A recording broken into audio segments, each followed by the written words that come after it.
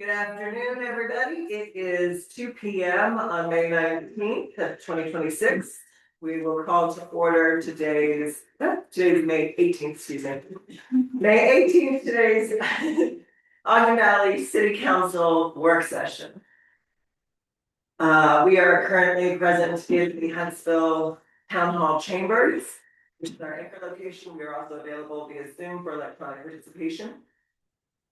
For our roll call purposes, we have a quorum present.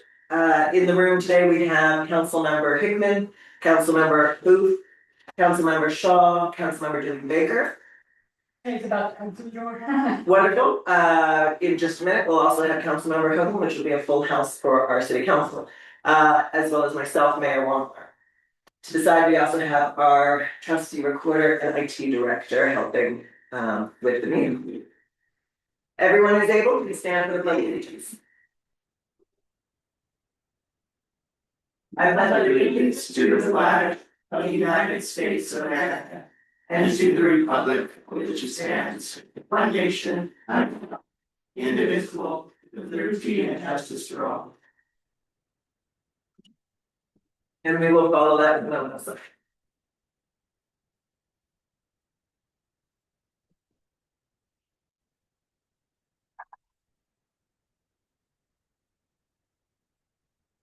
Thank you.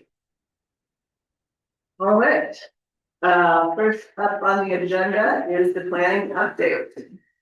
And again, this is a planning update within the bounds of the moratorium and progressing with land use code adoption. So that specifically is the topic of the planning update, each of these work sessions. I don't know if we have anybody left. I don't know, is Brian online? No, I don't think he would be, Yeah, so. he had conflict, he will jump on as soon as he can, but he's looking around like 3 o'clock. Okay. Yeah, sure. And Peggy, with you, it's such a good summary last week on where things are you able to jump in on that? And me being gone most of the week, sorry, I should have called you ahead of time, my bad. Yeah, I can do it. so let me just pull up that email, so I can hit the highlights. It was a busy week. So is that, did we say email, did we get the planning update or? No, I sent it to Brian to catch him up on what we were doing. Okay. So my apology. No, I just didn't know if I was. Yeah, you wanna hit the highlights on that? Yeah. Obviously we had, Brian gone last week, Amy and Derek stepped in, and I felt like they did a really good job with keeping things going and making sure we were able to have a big week as far as some things that we accomplished. As far as, I mean, I can go through it, Peggy, let me just hit some of the highlights here.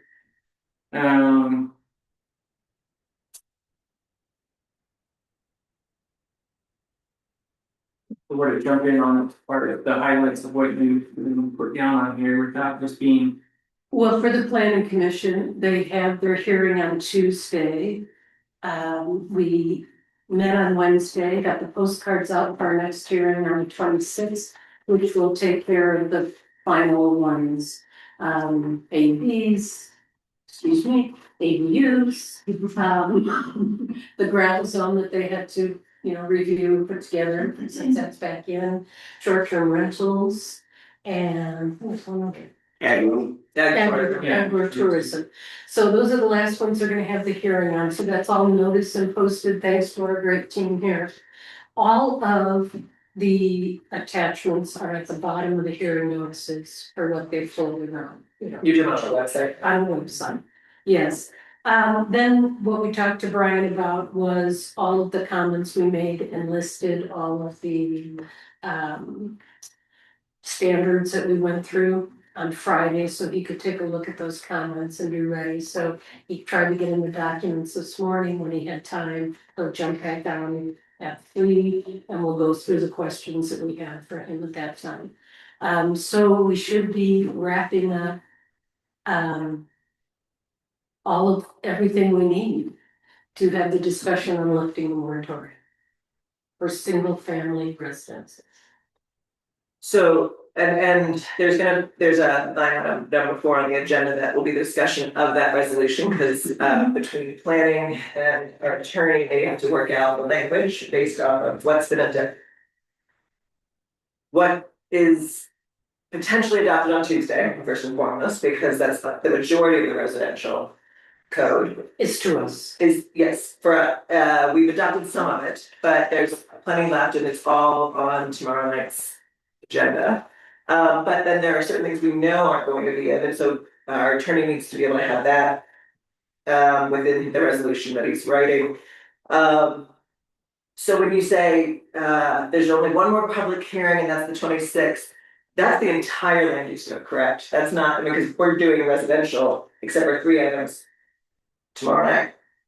Right? I believe so, and we can double check with Brian. I heard 2 different things on the master development plan. It's not necessary, it's necessary, that would be one that's just hanging out there that told we didn't have to do. So, as part of the land use code right now.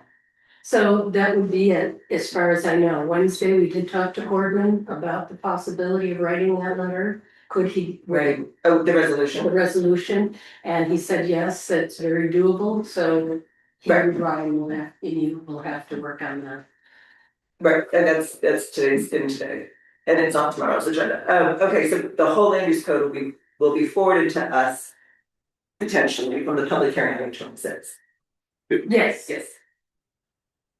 Okay, great, excellent, and we have everything, I guess we'll go over it when we do it, yes, sir.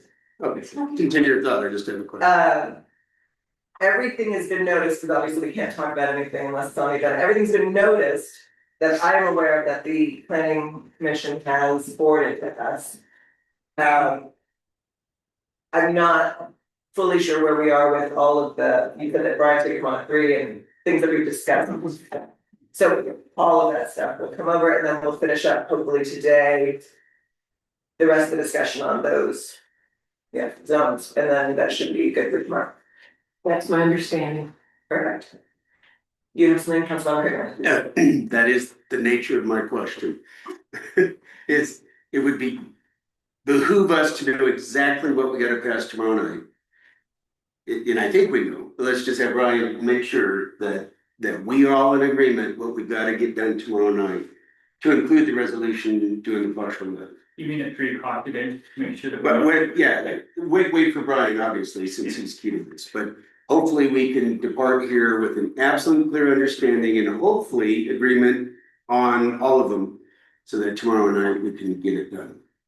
If we can't get agreement today, then we need a path to agreement for tomorrow night so that we can hopefully get them all done. Am I making sense? Yes. Okay. I was with you right up to the. Well, what if we can't agree on something? Then we've got to have a path on how we're gonna get through it tomorrow night. If we're gonna attempt to roll back the moratorium, it may be it may be a less than 5-0 vote, whatever, but we've got to know what we got to do to get this sucker lifted tomorrow night. Hopefully. Are we going for a 5-0 vote? No, not necessarily. I mean, if we're and I don't think we're gonna be at loggerheads, but let's see where we end up today so that for sure tomorrow we know what we're up against so we can get it sucker done. We're elected to, I'm sorry, we are elected to make decisions, Yeah. and decision time is mine. I'm not worried about it, but I hope to gosh that I just midnight tomorrow night. asked Okay. that question because we had somebody come up to us in a meeting and say, you don't have to have everybody agree. Well, that's true. Cause they. Okay. Okay, let's do it. All right, is that the conclusion of the plan? Yes, Okay. with a round of applause to the planning commission for getting this all done ahead of time. I may jump in and say, we may have a very long session tomorrow night, so be prepared. Oh. Well, or not. Don't bring the popcorn, that's what May is for, So that is, the word may. oh, May, sorry, Not will be. thought you meant the month It is today. May. That's what it is. It'll come to- Okay, all right, next up on the agenda, we have our finance budget update. And that is to me, I will say, to give an update on where we're at right now. Okay, so in terms of the tax entity situation, I know I updated on Friday at our special meeting that due to a number of avenues that were pursued and then roadblocks that were presented, we have switched gears. We are accepting that we will not be a tax entity until next calendar year, starting with Jan 1 of 2027. There are state statutes that provide a pathway for people that are municipalities that are not taxing entities and sharing of the municipal services fund and tax dollars that come in through the county. So that is where we're at. We are, I met with the county last week to begin those discussions and schedule negotiations regarding their municipal services fund. They have agreed to that. They will be passing a resolution in their meeting this week that will discuss that they are sharing the municipal services fund and property tax, as well as other monies that are under that statute, that they will be sharing those with us. So that will be passed at the county level this week, their resolution. They've also been supportive and approved our finance team within the city council to begin negotiations with their staff, just as we had originally done it back in December or so, November, December. We will be meeting with their staff to negotiate our situation with them moving forward.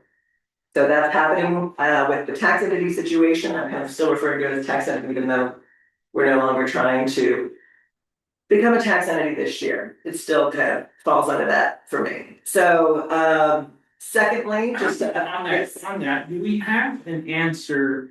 Obviously, it's discussion out there. I've had multiple residents call me and ask me about where we're at with it. And, you know, I'm just wondering, with you being on the front line of this, how would you recommend us as the elected officials answering the residents when they call and ask about what happened?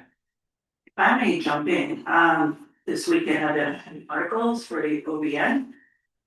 And one of those articles will be an objective summary of what happened, providing council corner of how to move forward. I suggest that I circulate factual, here's what happened, and then develop 3 bullet points just in terms of consistency. Now, here's what we would suggest, I would suggest, Mayor, what you would suggest. We point to, and when people have a question. Should we put it on the website and make it easier for residents to find? Absolutely.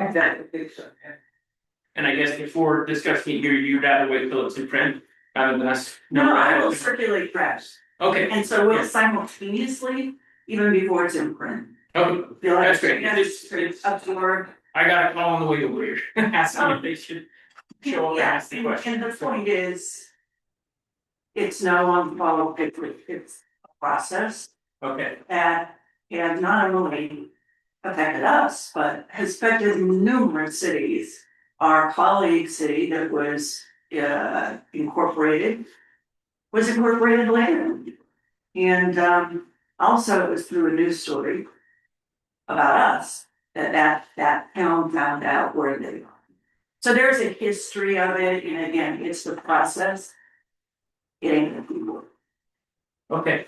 But I think to answer your question, and then I know I saw your hand up, but I would answer your question as this. I mean, I think we've been as transparent as possible about it. I've spoken about it in every meeting since we were alerted to the situation a couple of weeks ago. There's been numerous articles written about us from outside journalists. I've been putting things in the paper every time there's paper, you know, every 2 weeks, there's articles stuff in there. It is our situation is a moving target, but the past situation of how this all came to be, that's not moving. That's been presented. I know a number of articles were written, whether it was from Tim Vananek or Macy Lipkin. Hers was more about the process itself, I think, but I mean, there's information out there. And I guess Councilmember Hopeland is going to put something together. Yeah, that'd be nice. Absolutely. Yeah, so we as elected officials can be very clear and concise and also together. And you know, when we have concerned residents coming to us and asking what happened.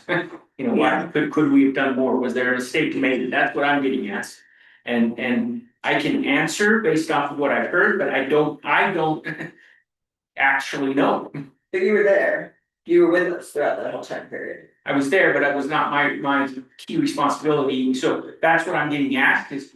Whose responsibility was what happened to where we're not a tax entity right now, and. That's the question I've been asking numerous times, and so I don't know exactly how to answer that question, that's why I'm bringing it up. Yes. The article for this. Okay, Yes, thank you, I forgot, thank you.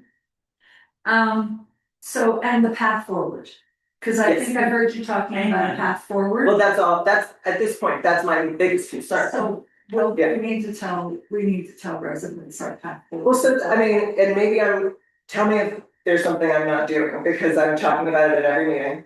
And I've put articles in the paper. You just mentioned, sharing municipal services. Okay, I don't know what that means, maybe there's people out there that don't know what that means. Right. Do we continue with our ILAs? And yes, the ILAs still exist until further notice. Yeah, because we have one that expires 30th of June 2026. And services, so, you know, does that, So this is all part of the discussions we'll be having with the county staff. Which I just got approval to do at the end of last week, so I have, as soon as there's more to tell you about those meetings. That will be discussed, we have not had that meeting yet, because I just finished the meeting and gave us approval to do it again. So, first things first, but that's also the subject of my mayor's message in this coming paper. Did you have your hand up? Yeah. Yes. So I think, to be clear amongst the six of us, we'll be going through a process to metaphorically turn the couches over and see if we can find loose change. More directly, we're looking at other sources of revenue. We've talked about the transportation utility fund. We will bring that to you. The engineers and Zions Bank are putting together a proposal. It's not a proposal. We should have that by Friday. At some point, we'll be talking with Zions about whether or not we're low enough risk that they'll loan us more money. Set that aside. At some point, we will be going soup to nuts back through column G, the budget, and seeing what we can and can't do. Or whatever column it is, we're gonna have to scrub that thing at some point. But a huge part of it is understanding our relationship and what we can and can't do with the county and what they're willing to do and not. Not just with the supply side, the revenue, but also, you know, the ILAs. And all of that's gonna happen over the next 6 weeks. It's gonna be, because we have to have a budget on the 30th of June. So it's gonna be fun. yeah, and I guess just to be clear on my side, as I'm thinking through what's been being said is. I think what's being asked from me that I've been asked from a few of the residents who contacted me on this is a timeline showing. We did our part, we did what we had to do, and that's what they want to know, that's what I'm being asked, like I explained it. But they've said, well, then what happened, why didn't we get it in? And so I just think it's very important for us to be able to be clear, I hope. Where we can explain that, because I don't wanna beat around the bush, the way I feel like I'm doing with with not getting a straight answer, and I would love to be able to just say. This is what happened, this is what we did, and this is why it didn't get done, does that make sense? And I guess at the end of the day, if it was ultimately our fault, I guess we have to. Take blame on that, we have to say, yeah, we're new, we messed up, we didn't get it in, and I don't know that, so that's what I'm asking for, and I'm not. Throwing blame, that we're a group on this, and you know what, even though I can't say I've had. Total responsibility on getting it in, I feel like I should have been, so I'm not putting blame, I'm saying I would like to have the answer, to be able to tell the people who are asking about it. Does that make sense, and a timeline of what should have taken place? Absolutely, because I'm under the impression that was already Okay. asked and answered by the article. Right, that's what I'm understanding. It's not. It will be, She's sending it to us. Yeah, exactly. I will be Okay, writing, I perfect. wrote this weekend, Yep. I'll write some more, Good. in between codes. Councilor Shaw? just because I understand what Chad's saying, because people are wanting to know.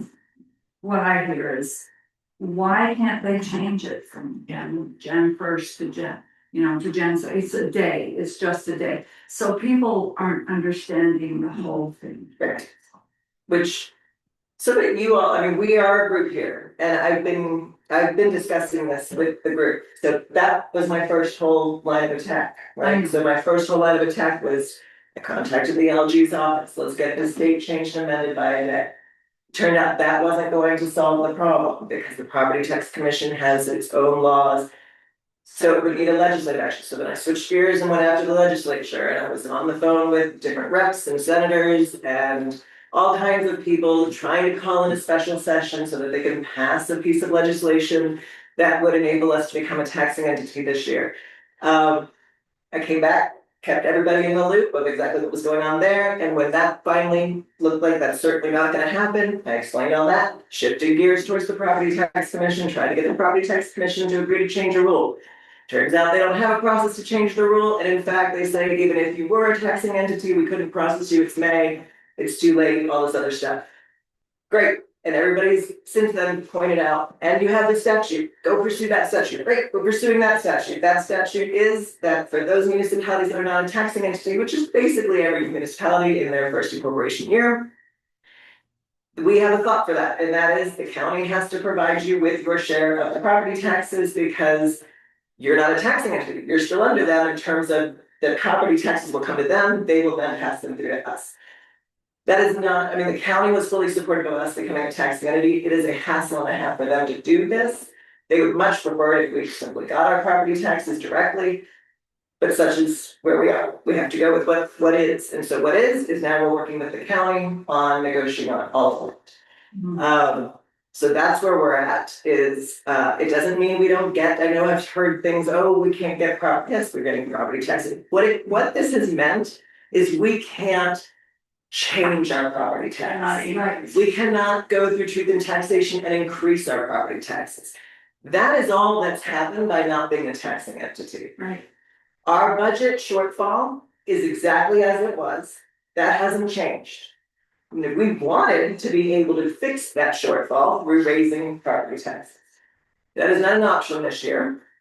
And it will be an option next year. So we will go through truth in taxation next year because we still have a budget deficit to make up. But in the meantime, as you all know, because we had to work on this budget, we had presented two budgets. One if we could raise property taxes and one if we could not. So as Don was alluding to, the rest of my budget update were two things. One is that our accountant and financial advisor Sherry Broadbent will be on our meeting tomorrow night to show again what we called internally column G, which was the budget with we could not raise property tax. So she'll be reminding us and the public of that line item or that budget, because that's the only one that exists now. Column F will be next year, we'll have to, that'll change too because of what we do for this year.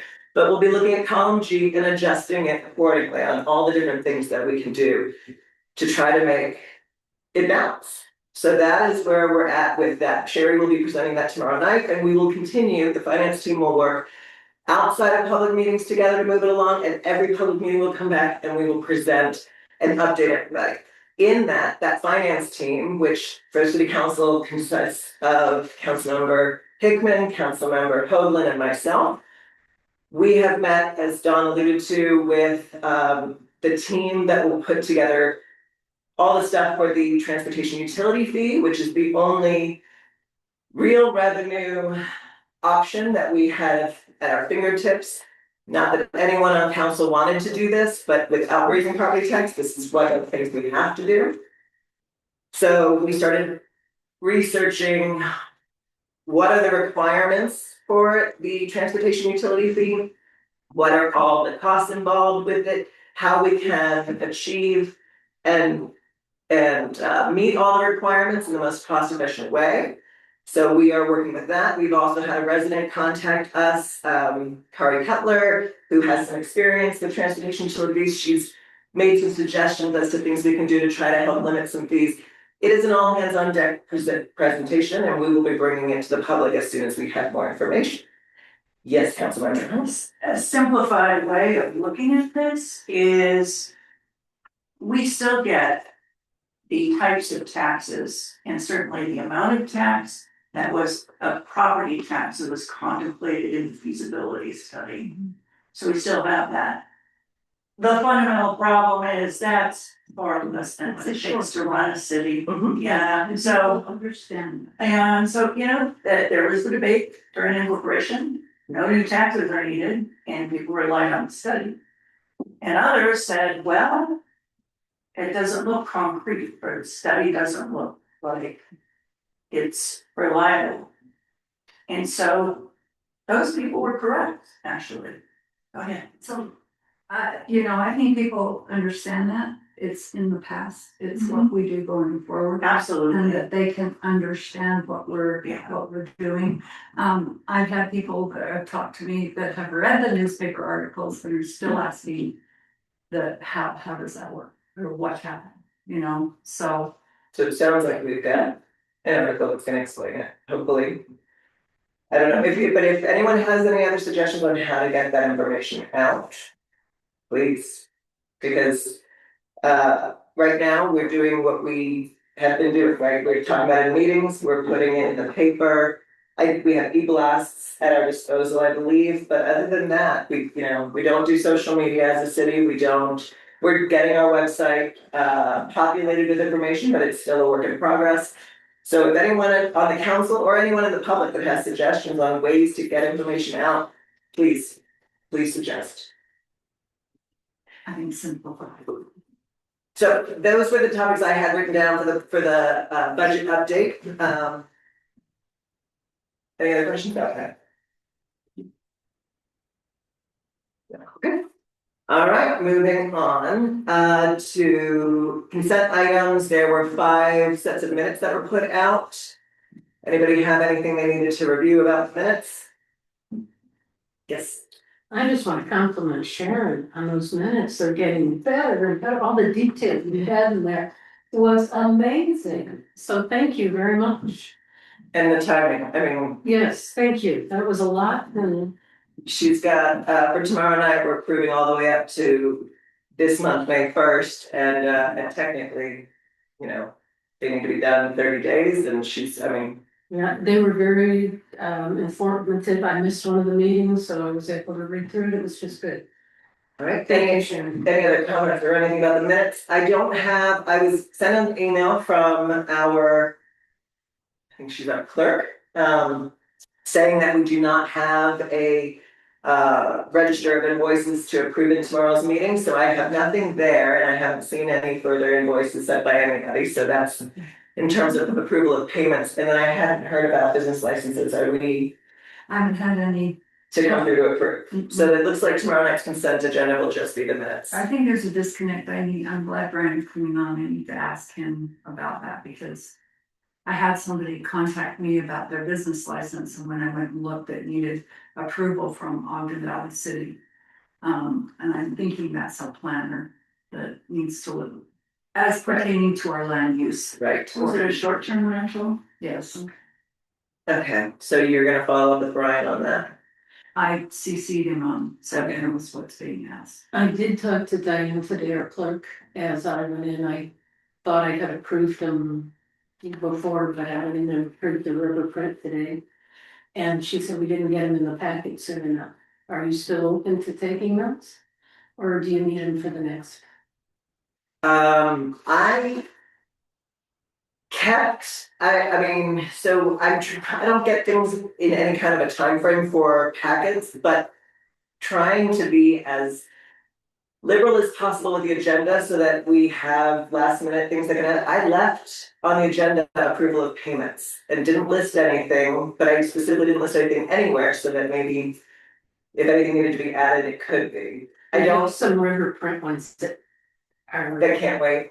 That shouldn't wait. I mean, they can, I'm sure, but I think Those as long ones as on Costello, to pay them. the ones that we need to prove on Costello, is that what you're saying? Yeah, yeah, and I thought. I'm trying to approve the ones that we discussed. No, these are the river print Oh, okay, postcards. sorry. It's just the mailers. No, I don't. If she could get them to you, are you open? Yeah. She said she's She out. walked me through it and I did it. So because it was my error, I'm feeling bad about that. We can wait, but and I'll send a note to Riverprint or I'll see if anyone. As long as it's legal, I left it on the agenda on the off chance, it seemed really weird that we didn't have business licenses or invoices, because that's typically we have both. Couple. So I just left them on the agenda just in case, if that's allowed to happen, then I put it on the agenda. You know, So I suggest we put it on it's on the agenda, so let's get it listed with Diane and hopefully we can get her for prints. Hey, Okay, we'd like them. okay. okay. I'm making a note. Hey, just to make sure I'm understanding, these, shouldn't they not show up on Cassell? I just approved them, so then they went off. Oh, okay, I got you. The J Exactly. one, I All right, couldn't I look got at it because you're the lead on that, I think, so I Okay, couldn't. got it. So if you can follow up with the clerk to make sure that the document that needs to be included for tomorrow night for approval gets done, then I will call for it in the meeting tomorrow night. Thank you. All right, is Corbin on the line? Yes, yes. Wonderful. Let's unmute him and we are on to agenda item 4, which is discussion of resolution 2012. Hold on a second. This is 2026-XX, lifting the moratorium of residential zones. If our planners are not on yet, we may want to bump this agenda and go to the next one and see if we could, because I know Corbin's going to gain some planners to discuss some things. I have no planners. Okay, Corbin Gordon, can you hear me? Yes, I can. If it's all right with you, because I understand our planner will join in about 30 minutes, if we bump agenda item 4 and go to 5, then maybe when we're done with 5, our planner will be on. Yep, not a problem. So we'll just swap those two in time. And we'll go to item 5, which is the discussion of resolution 2026, I have a number down, -41. Planning Commission, well, I wrote down, Planning Commission powers, rules and procedures. I believe the resolution might have a different name. He just sent it to the entire team just a few minutes ago. Take it away, Mr. Gordon. Yeah, so let me explain kind of where we are here. We're in the process of transitioning in the Planning Commission. And as part of that, there's been some questions that have come up that I need to address, and I need to have the city council address.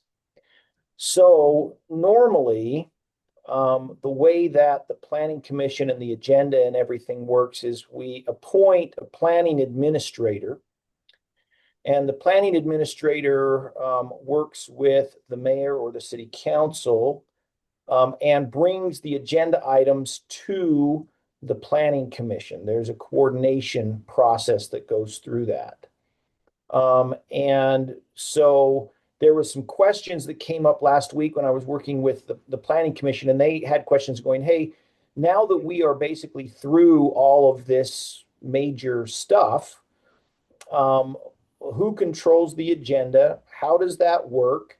And you know, they have a plan on moving forward and they want to go back through and with a fine-tooth comb all of the zones, which I completely understand. They asked me to look into that. And I've given them some counsel, and I needed to talk to the city council about it as well, so we get some clarification here. As it currently stands, the Planning Commission controls its own agenda. Our code really isn't particularly clear on who is in charge of the agenda. And one of the questions that comes up is because there are budgetary constraints on staff and using the planner, using the attorney, those kinds of things. In other cities that I work with, there's coordination always between either the mayor, most of the time in my other cities, it's the mayor, but so that there's a discussion and they're all on the same page as far as what's being considered, because they can't really just ignore what the budget requirements are. If the Planning Commission, there's got to be some oversight there from a budgetary standpoint. So what I've done here is proposed some language that basically talks about that process. So let me explain. We have not appointed yet a planning administrator, and we're going to need to do so. And I think that's probably step number 1 in this process, is getting a planning administrator in place. And then once we've got the planning administrator, that person is receiving all of the applications, dealing with everything, and they're the one that normally manages the agenda of the planning commission. Because they're aware of what applications are there and what's going on. And there's coordination normally between that person and the mayor or whoever wants to be, whoever is designated, so that there's an understanding of where those, what's coming up to the city council, and so that there's also addressing, the issues of budget and those kinds of things. So I went through and looked at what our existing code is, and I've proposed some changes there. You can leave it the way that it currently is. So I want to just make sure that you understand what our current code says. And this is what I've told our planning commission. They asked me to look at that, and I said, look, you guys have total control right now over your agenda. And so you guys can set and do what it is that you want. Under the statute, the city council can alter that, limit that, or require coordination.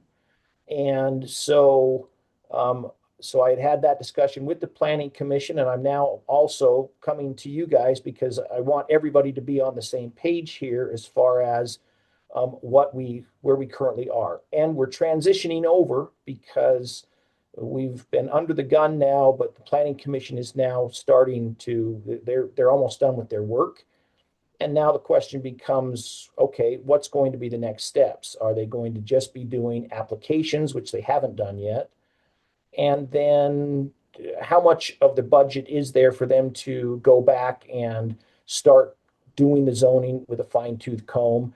And this offers an opportunity to coordinate so that we're staying within budgetary restraints. So that's what this proposed language is doing. It amends a couple of spots in our code. And here, I can share this.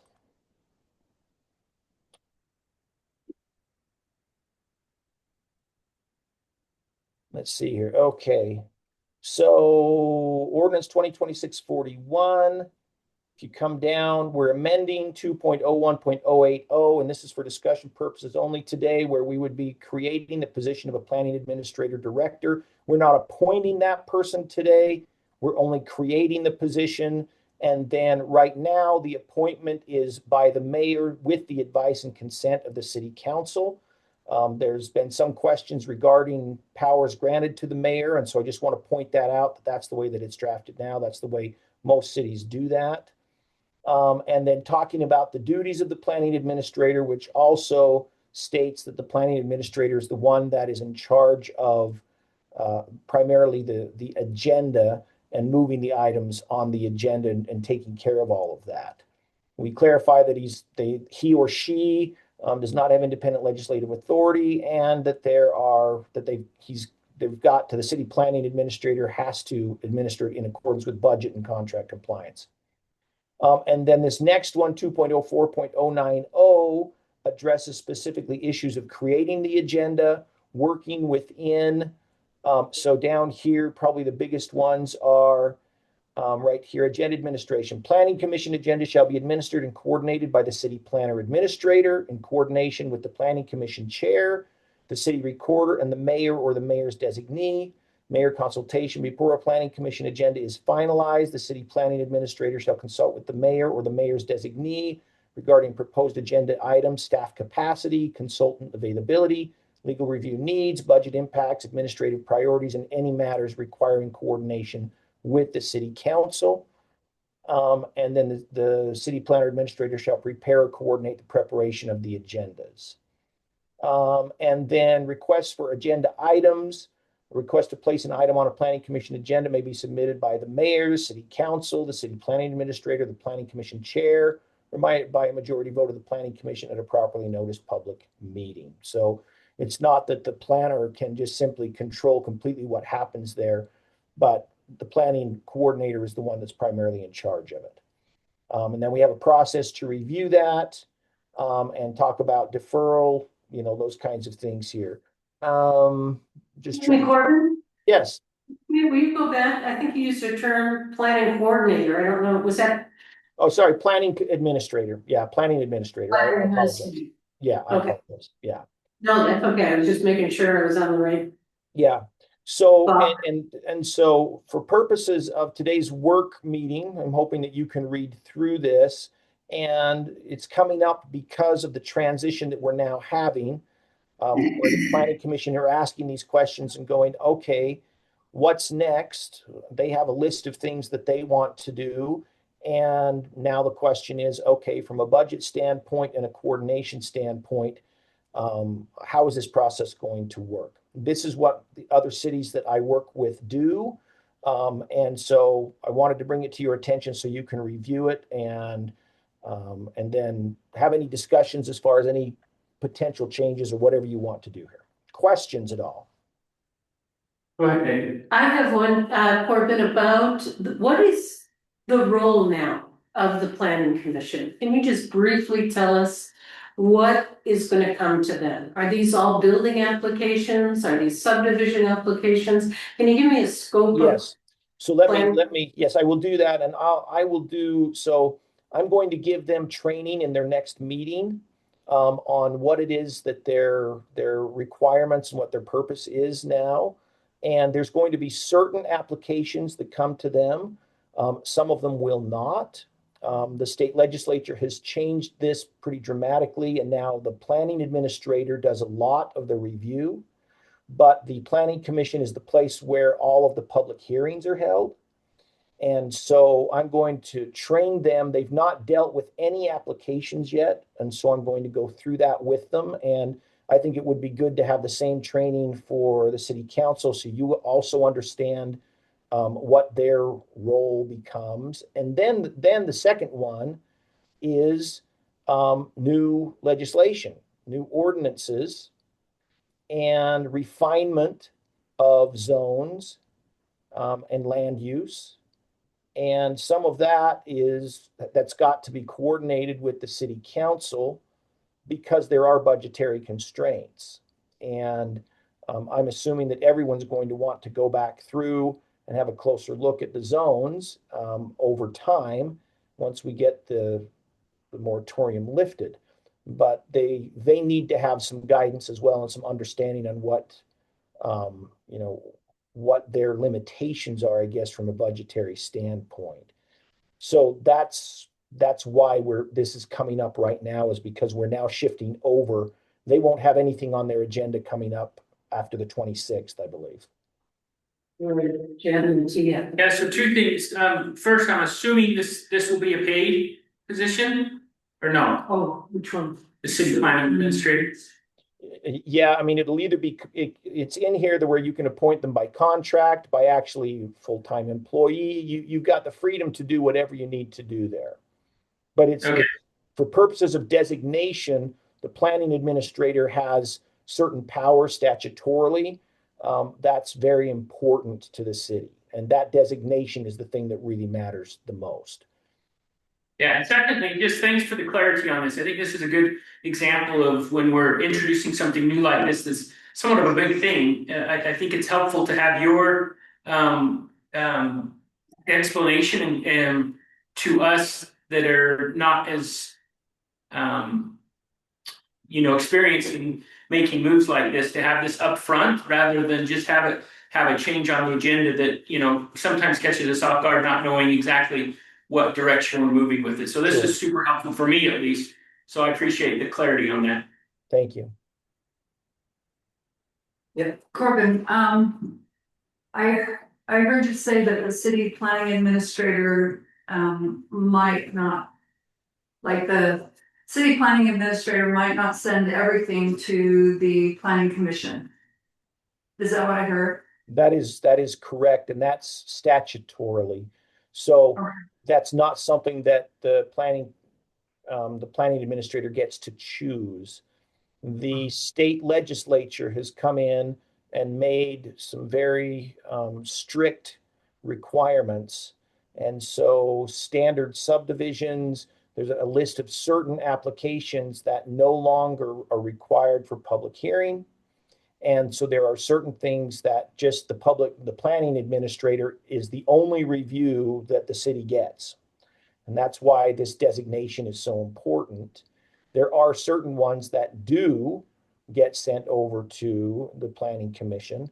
And I'll give some, again, I'll do the training for both of you so that you understand, for both bodies, so that you understand specifically. But it's not something that is kind of like, oh, we're granting more power. We're following the state statute here. Well, I'm just, from what I'm hearing, it sounds like, some of these things will not require a public hearing. That is correct. Okay. So how do we go out to and get a list of individuals who are qualified for this? What's the process of that? Would you say? Yeah, I mean, I don't know, like, so for example, right now, Brian has really been filling the role of that. I don't know what the scope of his initial contract was. Normally you would do either an RFP, Yeah. go through that process and ask people to apply. If I can chime in, if you do an RFP, if it is to be a firm collectively and or an individual contractor, if it's to be an employee, it goes through the search process, the HR process. Legally, do we have to do that though? Well, legally you have to do the RFPs, and it's advisable to do a legitimate search process if you're hiring an employee. So if we use JUB, we don't have to do it because we have JUB in the contract. In our draft budget, we had a position called planning that we X'd out. Just say, I'm pretty sure we that. But, I mean, Okay, that's a good idea. well, We cut that. but we decide what we keep in, so you got the option of JUB, because we have them on contract. Anything else, we'd have to go out, either hire as a W-2 employee or do a new contract. The W-2 part we X'd out, we also reduced the planning side. Yeah, Okay. so, we're gonna be forced to rack and stack priorities here real quick. But If I may chime in from HR and work design perspective, this is where the budget is driven by the way we manage. And so that's why we brought up, others have brought up roles and responsibilities, wanting to discuss that. And I encourage everyone, work with and design the org chart that you think would be feasible, given these reduced funding levels that we have. And it's a challenge to discuss that as a group. I am exploring ways to get an outside facilitator, maybe from the college, to help us discuss those organizational designs or plans that we each might produce. That's everything. doing what ifs, but let's just posit that we actually pass this ordinance or resolution, whatever it is. It's within the realm of possibility that the next day, the mayor appoints Brian as the planning administrator, just so we have him in place. As we have him as a body in place, while we decide how else we want to approach it, go out and find somebody else from it. But that's how I would suggest we do it, if this ordinance were to go into place. And I would chime in and say that's the mayor with advice and consent of the council. But yeah, unstated, but assumed in there is we provide her our advice and counsel. So that's how we do it. I think we need to provide clarity to the planning commission on how agenda are to be done, and I believe that something like this is the right way to do it. And I think that we, the city council, want to speak into the agenda periodically, because there's big picture stuff that we're gonna want the planning commission to go study. And this is a way to do it here through the planning, if we adopt this through the planning officer or commissioner, whatever we call it. All right, have them put that on the agenda and prepare all the packages so that they're set up for success. Yeah, the process, I think, is gonna be critical in that, how we do that and who is working with them. Because this is a big transition time. We've done one set of work for 3.5, 4 months, and now all of a sudden it stopped. So this is perfect time to get some policies in place. I'm just wanna make sure it's not overburdened and we have a nice flow of workflow. Streamlined workflow. So after the first 5 months of doing code and zones and all that other stuff. Then at the end of this month, they'll be rolling into taking applications as are appropriate, their more normal business as usual program. Probably beginning of next month. The 26th is the last hearing, that's that last week. So they've gone down to 2 meetings a week. A And, month or a week? I'm sorry, a month. Sure. They're slackers. We're doing 3 a week. They need to do. My apologies. They're down to 2 meetings a month. They'll be meeting with Corbin and Brian twice a month. So to do the agendas now, so it's a perfect time to do something like this and get it straightened out. Okay, Councilmember Sean, I'm gonna take it back to the Will agenda. they be meeting with Corbin if there's a city planning administrator? Yes, they all meet on Wednesdays. Still Corbin. Yes, I've been joining for support and doing postcards and making sure notices are posted, but I like that the recorder's on there. Sharon should be there, I should be out, so there's some big changes, I think, in the workflow that can streamline things, And one of them is, I don't know that the attorney would be on this meeting. That's what I was asking. budget wise, but legally, it's nice to have them there to direct. Right, but that would be the role of the planning administrator.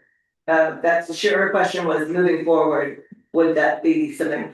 And my understanding from Corbin is he was looking to transition himself out. Is that true, Corbin? I missed that. That is, yeah, so right now, we've been through the process, they've learned very well how to create those agendas. When we have the planning administrator, that person will be in charge of that, and so I foresee not needing to attend agenda prep as we transition over. I still plan on being there for probably the next 2 or 3 months just to make sure that the transition is there and we all feel comfortable. But at some point, I just don't think that I will be needed there. And there's no point in the city, incurring cost where there's no value added. Okay, I'm gonna take it back to the agenda. So in terms of how this all came to be, our attorney had approached saying there's a gap in our code and we need to fix it. And he suggested this is a fix. He's presented it here because of timing. It needs to be on tomorrow's agenda as an action item. I've heard now from at least 3, if not more, that this is the perfect time and yay, they're all on board, great. So that's for tomorrow's meeting. My personal question only to wrap this up, Corbin, is that when you first brought it to my attention last week, when we were setting the agenda, I was under the impression it would be a resolution, so I've noticed it as a resolution and with XX, because I hadn't received anything from you. Now I've received it as well as the rest of the council and it's an ordinance. Does that change anything? And do I need to adjust? I mean, we posted it as planning commission powers, rules and procedures. Would you like it? Comment. Yeah. I'm not doing I a think full amendment, but Yes. verbally, I'm not gonna say anything else. No, so we do need to amend it to an ordinance. We are making edits to our actual code. So this is not something we're doing by resolution. And so as I looked at it, realized that's what we needed to do. So if we've not noticed it up that way, then we do need to notice that. And if that's possible for tomorrow, fantastic. If not, then let's get it on the closest meeting coming up and we'll be where we need to be. So are you saying, sorry, I wanna clarify, that your legal advice is we amend the current public notice and swap the word resolution for ordinance? Ordinance, yes, yes. I mean, how would this work? The subject matter is noticed. It's relatively, I think, unprovocative, it's an ordinance rather than a resolution. Tomorrow, when discussing this as a resolution, could we make an amendment to pass it as an ordinance and still have given substantial notice that is required under the statute? We might be able to. While you continue on in your meeting, I'll do some quick research on that and then jump back on and give you some guidance. That'd be helpful, thanks. Councilmember Lindbaker. And since we just got this, I can't say I'm 100% in, I like the concept, I need to read it and. Yeah, of course, that's for everybody, we just got Know about tomorrow if we'll be ready. It's on the agenda and it's, Steps. and if 3 people are ready to approve it, great, if not, yeah. That is on for tomorrow. Okay, so I will wait to hear back from our attorney on whether or not we need to actually make a public amendment to the posting from resolution to ordinance. Thinking in the past we've had that distinction of swamp. Before that, okay, I just don't wanna unnecessarily confuse the public. To put out an amended agenda for one word swap, but that's okay. Yeah. I will. Let me look at that. We'll see if we can do it. Well, we need to, that, don't get that twisted, I will absolutely do it if we need to, but we don't need to. Well, technically, I've been trying to do it, because they're clean grounds. I do it right after this meeting. They do it after this meeting. Form 6. Right, understood. Okay, Please share. Yeah. it's stressful, okay, I don't know, do we have any planners on board yet? No, ma'am. Okay, you know what, Corbin, the next one is under you as well, you wanna go ahead and discuss agenda item 6, please?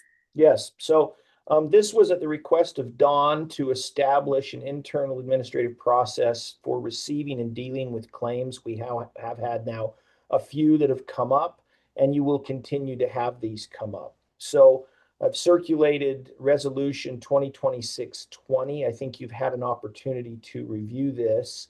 And so we're basically outlining how claims, where they get routed to when they come in, and how we deal with those.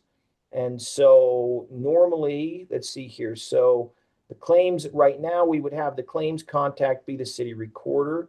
And there are very distinct and specific ways that a city has to be served if we're going to get sued and those kinds of things. That's normally done by the city recorder. I know that we've got wonderful volunteers that are doing a fabulous job, but we don't have a full-time recorder at this point. So we may want to appoint someone else if there's concern there. Most cities have a full-time recorder, and so they always know where to find them for purposes of service, those kinds of things. I just point that out because we are in a little bit of a unique situation. So a complaint would come in to the city recorder, it would be routed to the mayor, and then the mayor would route it to me if there's issues there, and then ultimately if we need to turn it over to the insurance carrier, we turn it over to the insurance carrier. And so let's see here. So no elected official can basically admit liability on behalf of the city or offer, promise, or agree to any settlement claim. We talk about an investigation. Down here in section 6, I had put in, there is some number normally that a city will put in that authorizes the mayor, like what we call small claims. Like we had one that was I think a mailbox here a couple of weeks back that was like a $40 claim or something. And so we're basically saying there you would grant authority to the mayor to settle up to a certain amount. Anything beyond that needs to come to the city council. I don't know if $5,000 is the number you want, but you need to, there's normally wisdom in having some amount so that, not every kind of onesie twosie thing has to come in front of the council unless that's what you want. And so section 7 says anything that exceeds the amount included in section 6 would have to be considered and approved by the city council. We talk about the form of a complaint, so we can now get that where there's a system, and then we go from there. And then down, let's see here. I thought that I had. No, that's everything. Okay. So not a particularly long resolution. I'm hoping you've all had opportunities to review it. Do you have any questions? And Dawn, did this meet what you were hoping it was going to be? Far exceeded it, because for me, it's just figure out a process. You've given us a brilliant, beautiful resolution. My personal opinion on the quantity, the below the limit, 5,000 seems a little high. I would do it at 1,000 or something like that. The claim in question came out of Liberty. It was a mailbox that the individual says that our snowblowers broke. And we had no process to adjudicate it. That was $49 to replace it. Yes. So we spent a whole bunch of staff time, but we need a process. Once we have a process, we just need to be done with it. Yeah. So, They broke my mailbox once. I had no idea I could make a claim. well, as we approach the winter, I'm gonna have you guys consider a resolution that basically says if your mailbox is hanging over the right of way of the city, it's at your risk. We gotta plow snow. But that's neither here nor there. I like this resolution. I recommend we approve it tomorrow. Doing bigger head. Yes, I liked it also. I'd like to make one suggestion though. I didn't know about the $49 mailbox at all. I was completely out of that loop, so I would like a little piece in there that says, we get informed. That's all, just to stay in the information loop. So I would like to add that. I know if it's over a certain amount, we are informed on section 7. But I would like to add that it's just shared with us, not that we have any input or anything. I just would like to know. Would it be something that would show up on the Diane approved to be paid list? So we didn't have that at the time. So that might be it. On it is a claim for $49.99 that the mayor intends to pay. That's it. Am I still sharing my screen? No, No, Oh, sorry, because I just added the language in. Why am I not sharing my screen? You guys are talking and not using the document, so people hate when the document's up and they can't see people, so I turned it off. Can you let me share real quick? I just added language in that just says any settlement reached under this provision, which would be, Yeah, whenever you want. you can share. okay. Where did I go here? Okay, there we go. All right.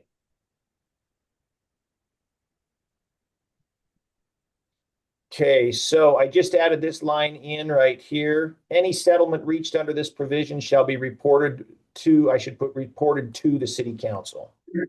And I agree with, thank you, Corbin, and I agree with Don. I think a lower limit given our budget. So whatever you think that should be, that we don't, that you can just go ahead and approve. Any guidance there? I guess we need to just kind of take a poll and then I can update this and have it ready for the meeting tomorrow. So thoughts on limitations of amount? Yeah, yeah, sounds like Okay. 1,000. all right, about 1,000.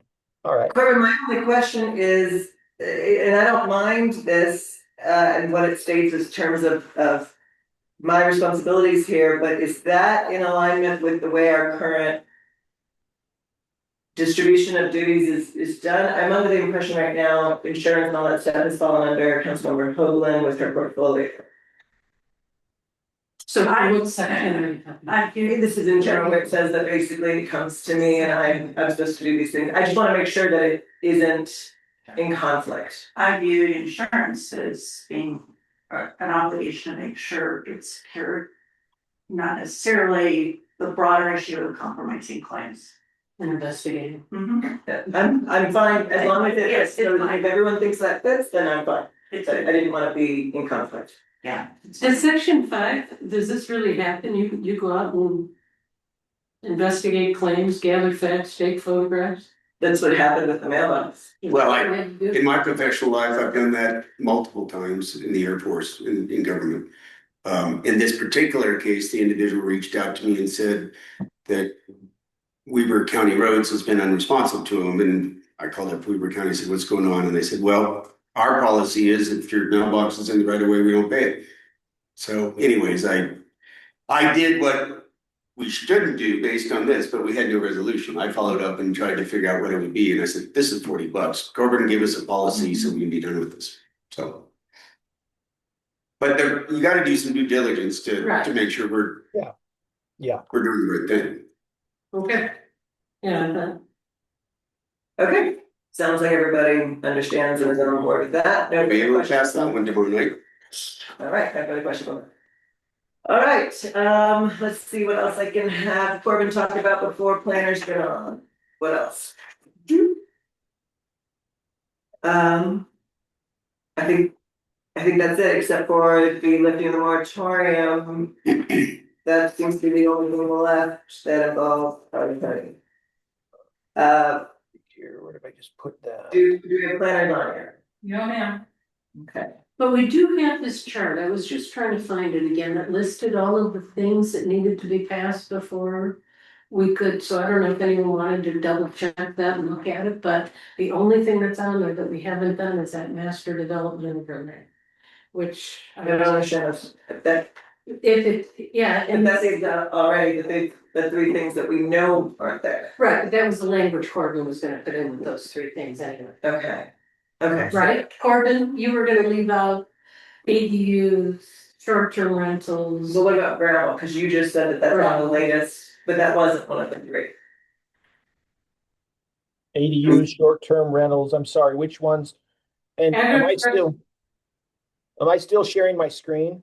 No, No, are no. you the list that Brian put together 2 weeks ago? Yeah, it's just to look at it to make sure we have everything. Yeah. The only Yeah. thing that you see that's not, Can you give me a date so I can pull it up? I I don't. don't know, I closed that window and now. Did he put it in the share when I don't know? Yes, it is. I thought Okay, can you give me a folder to look at? Well, it's where all the ordinances are for all the that should be. But I don't, That's tongue in cheek, right? Going back to it, here we go. Okay, land use Yeah. or adoption priorities. Yes, that one. So under the folder of, what's the original folder? Can I just ask a quick question here? Yes, So, sir. if you can see on the screen, so I've got a proposed ordinance now. And if you come down to the most important language here, it says the city may accept, review, process, and issue building permits for single-family dwellings. And I would propose to put in the following zones, subject to compliance with the applicable requirements, subject compliance with the required, including but not limited to applicable building codes, zoning required, setback requirements, blah, blah, blah. And then we're making very specifically saying this does not apply to, we're not lifting the moratorium on new subdivisions, commercial subdivisions, multifamily, commercial development, conditional use, annexation petitions. And we just list out everything to make it very clear. We are lifting the moratorium. And what I don't have are the applicable zones. I think if we can get the zones, then I just need to put these in. And I think we're probably where we need to be. Does anyone know specifically what zones we are saying we're ready to accept single-family dwelling building permits in? are you talking ones we have accepted or ones that we are going to accept? I'm looking at you guys. So I think it's easier to look at the ones that we do not have, right? Because everything else is approved. Well, we But haven't he's adopted. asking specifically for the applicable zones. The zones, not the various other ordinances. which- HR, so Exactly. I think that is the only one if we, But we'll do that tomorrow. I had one question, we did FB3, correct? Yes. Okay. So it was just the HR zone. Well, there's 8. It's So all the- the applicable zones for the rollback. The ones that we have passed Oh. for zoning ordinance Yeah. for are 83 and FV3. By my recollection. Residential estates. Right, and residential states, 10 and whatever it was.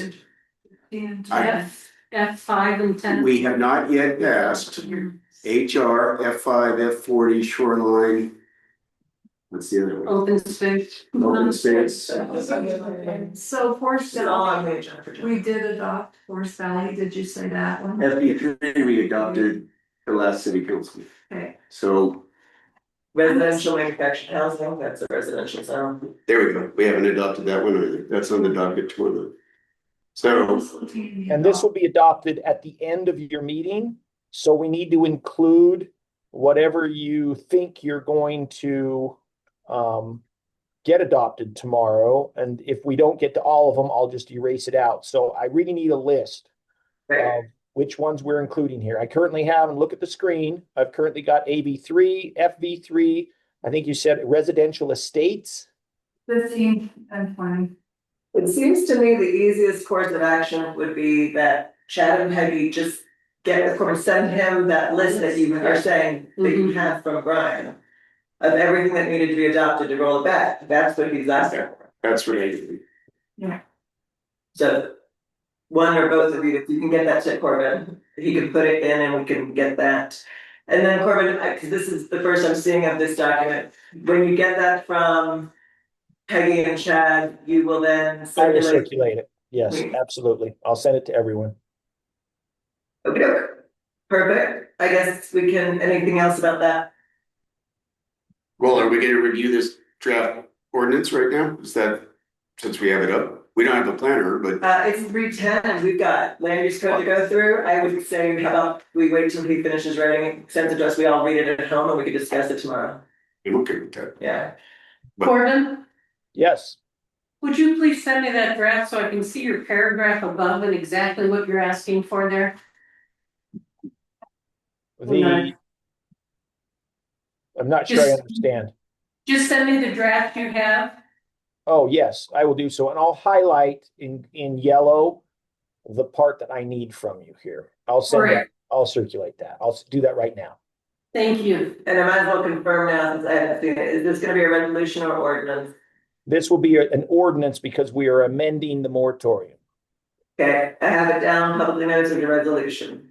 So it's an ordinance, We just need to switch this. and do you already have a number for it? This will be ordinance 42. Okay.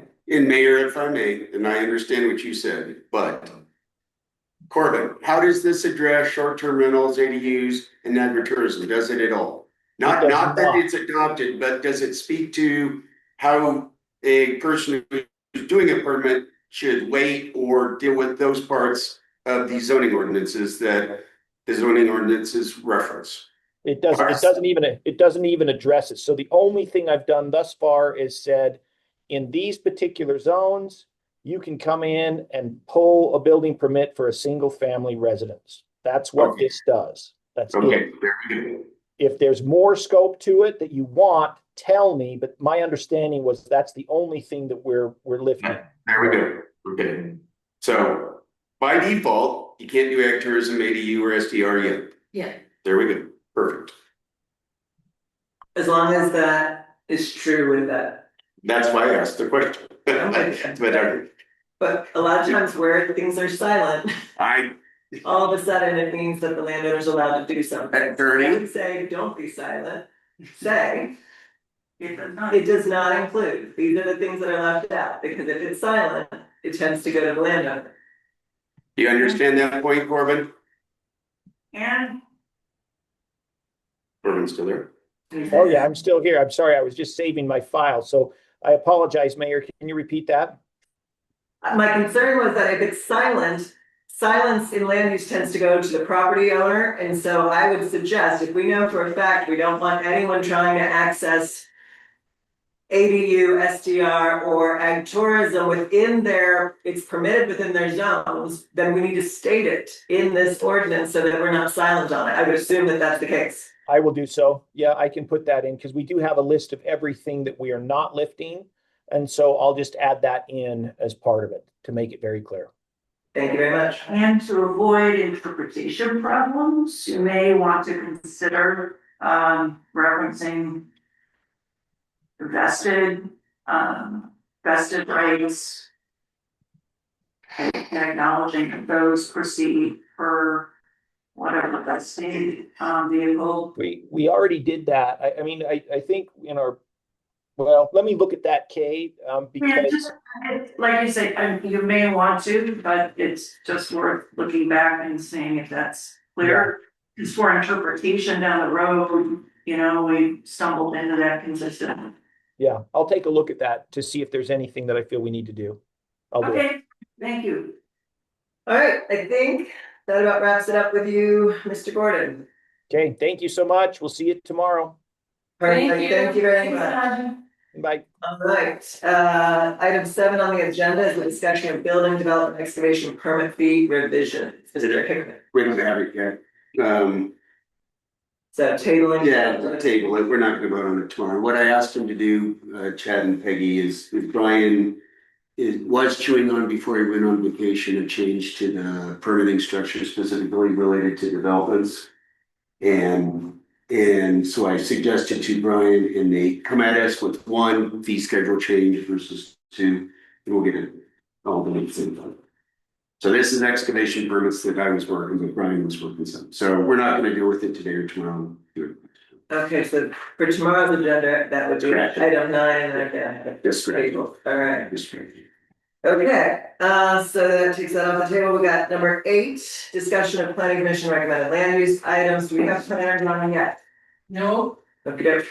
Internally, can we start discussing these so that we can use our time? I think so. Brian said he had gone in and saw the comments, so hopefully he responded to some of our questions on there, so. So we have items that we have not yet addressed internally. I did put, I mean, again, I'm having to make strategic decisions on agendas based off of the fact that if it's not on the agenda, we can't talk about it. So I chose without any, I mean,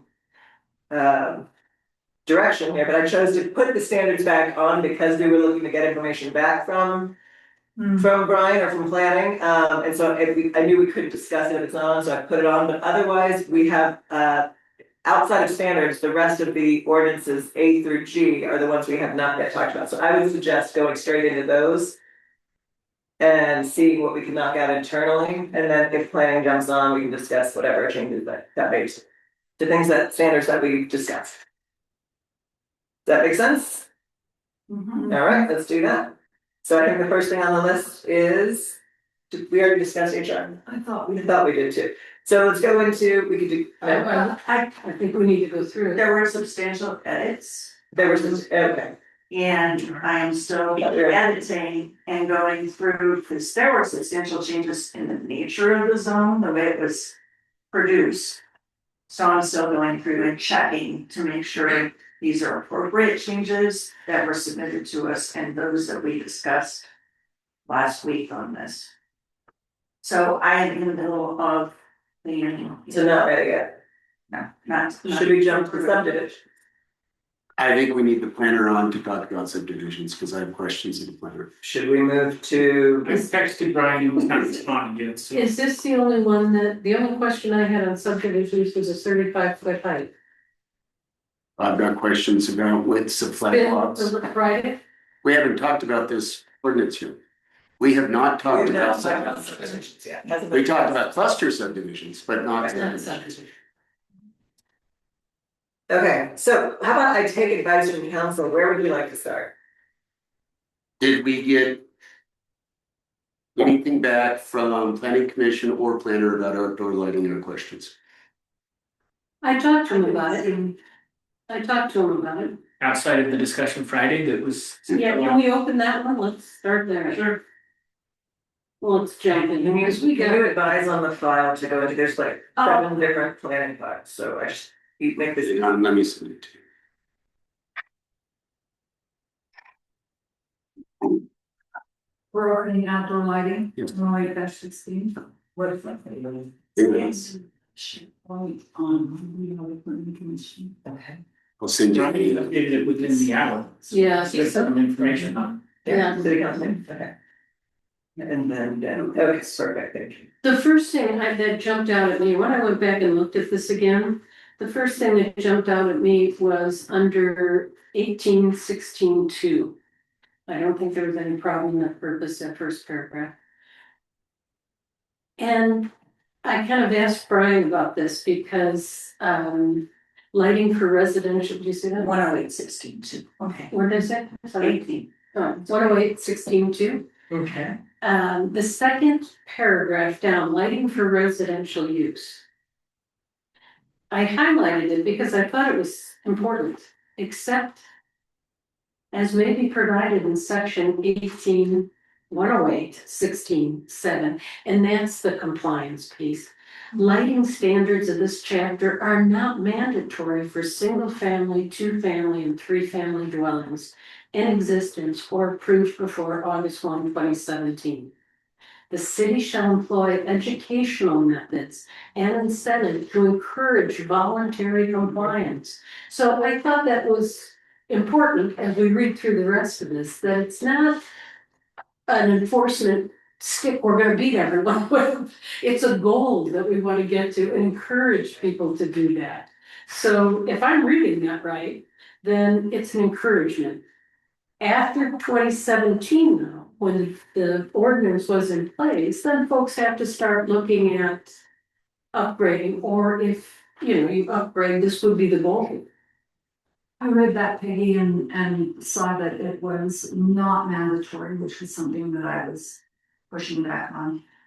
But there's some other language in there that, like, we were talking about all, where it says all it's further down. Right, but just know that's not mandatory, maybe we need to, Well, the language states that all outdoor lighting, not necessary for security, shall be turned off. And I'm still questioning the time frame. So the 10-6. yeah, and again, the goal they looked at and what they looked at was. The dark sky ordinance, an ordinance in a little town that's probably a lot easier to manage than ours, Castledale or Castle down there. And Or Moab. I'm not following. They Who's followed that? one of the planning commission, the question was, what did they use? And the references were there from Angela, to use a good dark sky example, to use our dark sky and to take in public comment, and this is what came out of that. So I think as a goal, as an aspiration, as we move forward, it would be nice to have softer lights, shielded lights, so they don't intrude on anyone else's property. Councilor Brandon. I agree with you on that subject, but show us how it's changed vis-a-vis the issue we brought up last Friday, the interpretation that direct illumination is forbidden. I'm not reading it verbatim, but what we read last week was direct illumination onto another person's property with a light bulb that you could see was forbidden by this ordinance. So have they addressed that question? But think about it, Dan, Have they addressed the no, I question? addressed it, to be honest. Okay. Because they addressed it in Angela's email with their references. So if you think about it, you know, I'm sitting outside my house looking at this. And I have a sconce that has the light bulb that comes down below. And it's not shielded, my house is 2002 or something. But I was thinking about that, if that light goes onto another person's property, isn't that intrusive? It should stay on my property with my light, so I don't understand the argument. Well, because I agree, their light is on your property, my light is on your property. There's no doubt, it's pollution, no doubt. However, it's what exists in most of the United States. We have an aspirational goal of a dark sky. I'm a dark sky guy. The way it read and the way I'm still reading it is, if I can see your light bulb, you are illuminating me, even if you're 6 miles away. And I'm not gonna agree to an ordinance that is, I mean, that's selling on the surface. So we need to change the rules so it makes sense. Point it out. see it that way, Can you, pardon? Do you not see it that way? Cause I think there's. No, I see it, I guess I'm shielded from that. I guess I kind of see Don's point of saying, because what it does is it leaves it up to interpretation of the bothered neighbor, whether that neighbor is next door or whether that neighbor is a mile away. But let's fix that sentence, where is it? Cause we got a lot to do and I wanna make sure we keep our intent Well, Brian, and we're moving towards it. he's commented as of an hour ago. As far as. On this document? Mhm. Well, but nobody commented on the sections that we were talking about. So the Basically expert, throws it back to us. the quote unquote expert Yeah. has not provided city council a recommendation. We've got the issue of the time, which is still there highlighted. Well, in the office, this is good clarification. Many dark sky communities recommend turning off dimming or using motion sensor lights only after 10 p.m. or 11 p.m. Yeah, a recommendation is different than a shall. Yeah. Yeah, I mean, you know, that's aspirational. Let's, Well, that's. But it says that up above, it's not mandatory. no, it said for things built before 2017, it's not mandatory. Right. That's what you Right. highlighted. Right, That was 10 years ago, Okay. 9 years He ago. does address your issue too, question two down here. It says direct lighting crossing the property line is considered like trespass, but it is burdensome to enforce. Weaver County standard was that if they could see a bare light bulb from outside the property boundaries, they would require a change. Yeah, but Which that is a difficult, I agree with that. It's like, cause if you have a picky neighbor, right? You- Well, it may not be flooding into adjacent property, but if they're allowed to say, I see your light bulb, that seems silly. Seems silly. But it's the law is written. Yeah. And that's my problem. Let's not promulgate stuff that is unenforceable. It is why we have to change the use of direct illumination. But it's not unenforceable if somebody reports it and they go out and. Maybe if I can see your bulb 6 miles away by this ordinance, you can't have your bulb out. The way it is written, Definition of illumination. Yeah, let's, okay, point out the sentence, let's look at the sentence, where is it?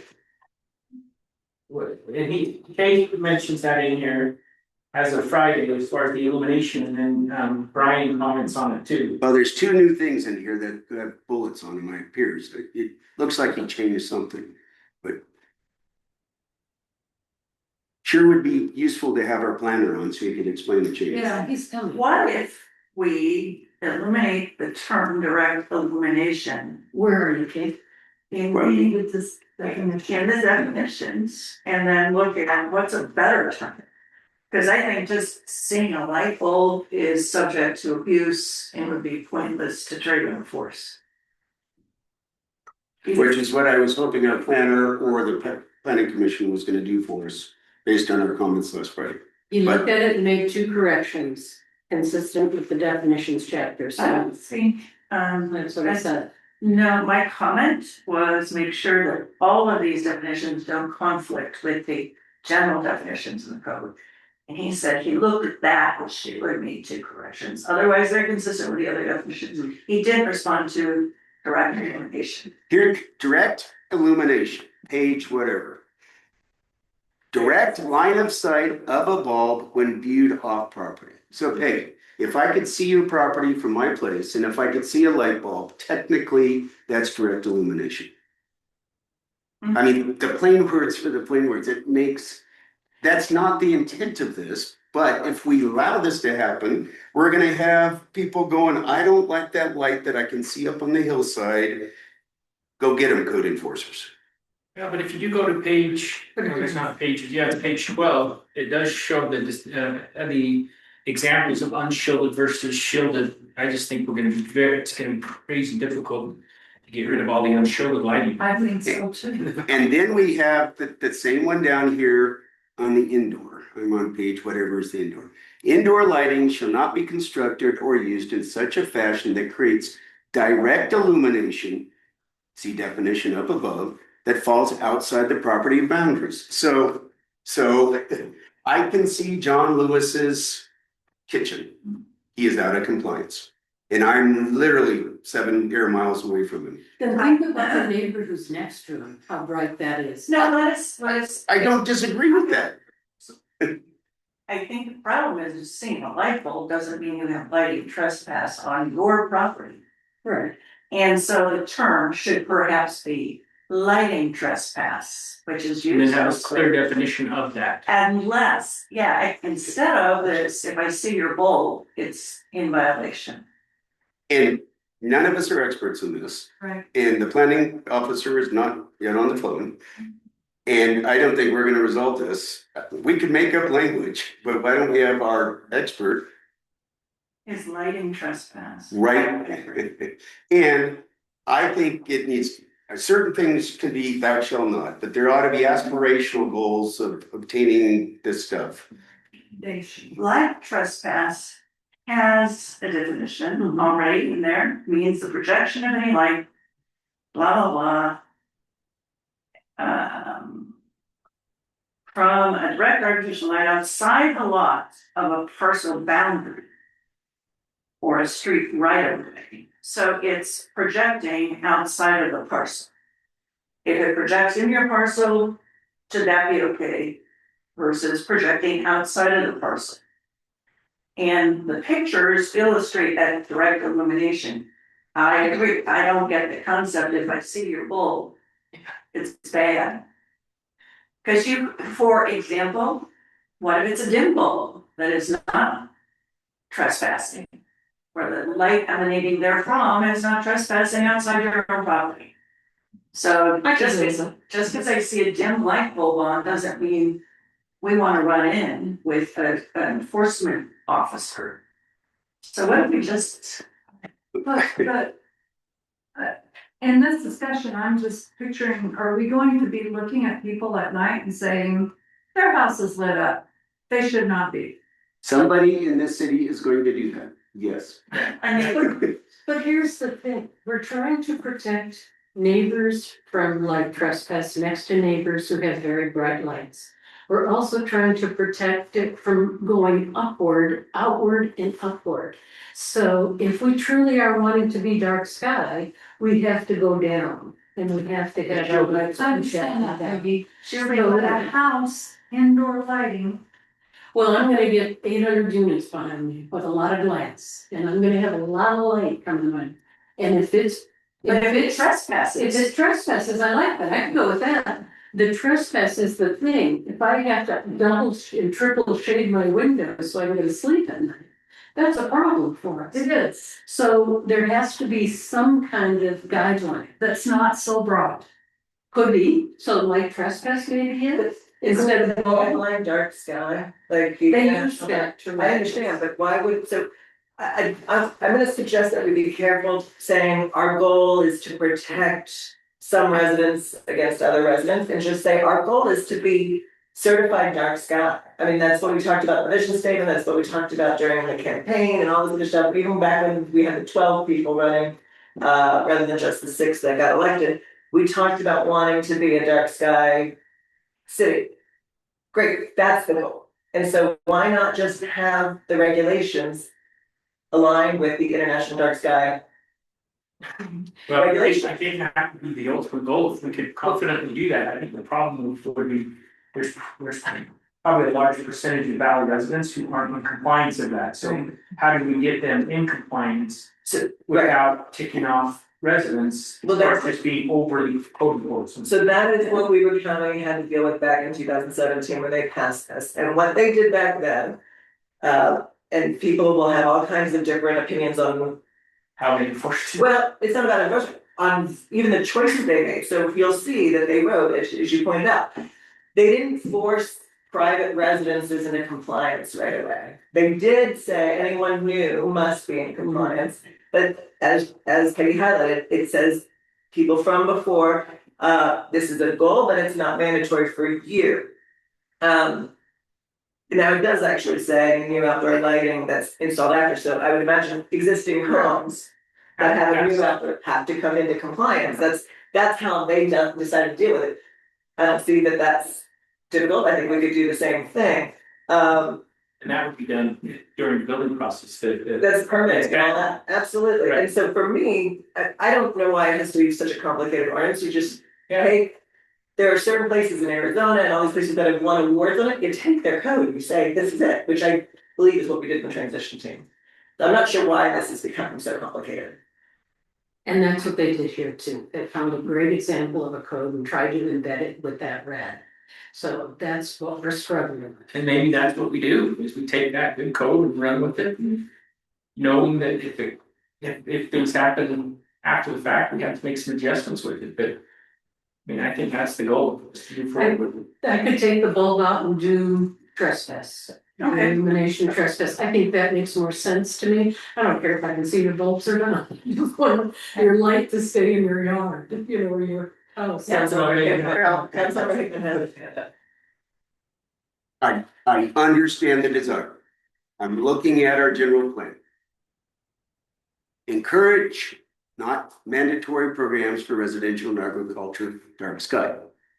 Review the current dark sky lighting ordinance for consistency with dark sky principle and current technology. Identify possible updates, consider amendments. And then promote accreditation of North Fork and evaluate whether or not we met Mini West's criteria. I don't even know what those are. So that's what it says. It doesn't dictate one thing or other than that as an aspirational goal. How do you define light trespass? I don't want to get too technical. It's in the- but- it's in the- I know, and read it. Hey, your photons are getting on my trail. And I realize it's barely a photon. But it's light trespass by that definition. Yes. I get what you want, Peggy, But Yeah, I don't think it'll be that big of an issue. I think people will start, if we do an educational campaign, communicate with people, this is what we want. what was broke in the Weaver County ordinance? Why did we need all this red changes? Why did we need all these changes? I will talk to, I don't think Weaver County enforced it. Well, enforcement is not, that's a different, so if we had good enforcement. Well, that's my point to that, is it didn't matter what they put in here, so by just taking their guidelines and taking it over to ours, I think is not a smart thing, because it was not enforced, we have nothing to base it on, so why would we just keep, yeah, there was no problem, because there was no. Well, but I'm not a dark sky policy expert, but the fact that Iris didn't do her job is different than. Yes, I'm using Iris in a bad sense there. She's the code enforcement officer. They didn't come out here and enforce it is different than it was a bad ordinance in the first place. I also am just gonna do this caveat, please. There is a policy at Weaver County that they are a reactive enforcement county. So they come out, or they advertise that they come out when called. They don't go out and proactively look. And my understanding from the city council is, especially because of money, that seems to be what we're looking at as well. So as much as we're going to make comments about if somebody did it improperly or wrong, we might be talking about ourselves if we're adopting the same policy. So just be aware, it's about whether you're reactive or proactive with code enforcement. Councilmember Hogan. I'm reading us as not fully on board with the edits, and also the notion that it was the enforcement that was the problem, not the code. Begs the question, why don't we just adopt the old code? And this is one of the areas that is worth digging into to see if we can get a better provision. And I'm not sure, well, just my thought on that is, I think that I would rather have. I think the valley is an important, it's a cool spot to be able to be a dark sky area, and that I don't think we come in heavy-handed and enforce every single light we see that's more of an education thing, but I think we should implement, we have the opportunity to implement a more progressive educational process of what we can move our valley towards, and I think we do that rather than just stay the same. I would rather move forward with it. We have an opportunity right now to adopt something that sets us apart a little bit more as a special dark sky type of area, and it's 100% an area that we should have that. So I think we'd be a little bit more aggressive with an adoption of that, in a way of saying it's more of an educational process, and we need to have things defined. I agree with Dawn on that, but I think we can define that. I think that the light trespassing definition can be defined to where it's not a 6 month. I understand Dawn's point to it because I get it, but I think that there's more of a trespass of the example shown on here, that how the light crosses boundaries, direct light. So That's what I'm showing. This is not where you're at, but I'm still having issues with the, like, the 10 PM. the 10 p.m., but also the time frame for holiday lighting. Because like I pointed out, there's people that celebrate other holidays. holidays, Huh? July 4th, and Yeah. So and then here it's enforcing. How about? Let's add language respecting other holidays that are lit up. How about, we change the illumination language, it's in 2 spots. We change direct illumination to light trespass, it takes care of that. And there is an illustration, the light cannot shine down outside of your own property.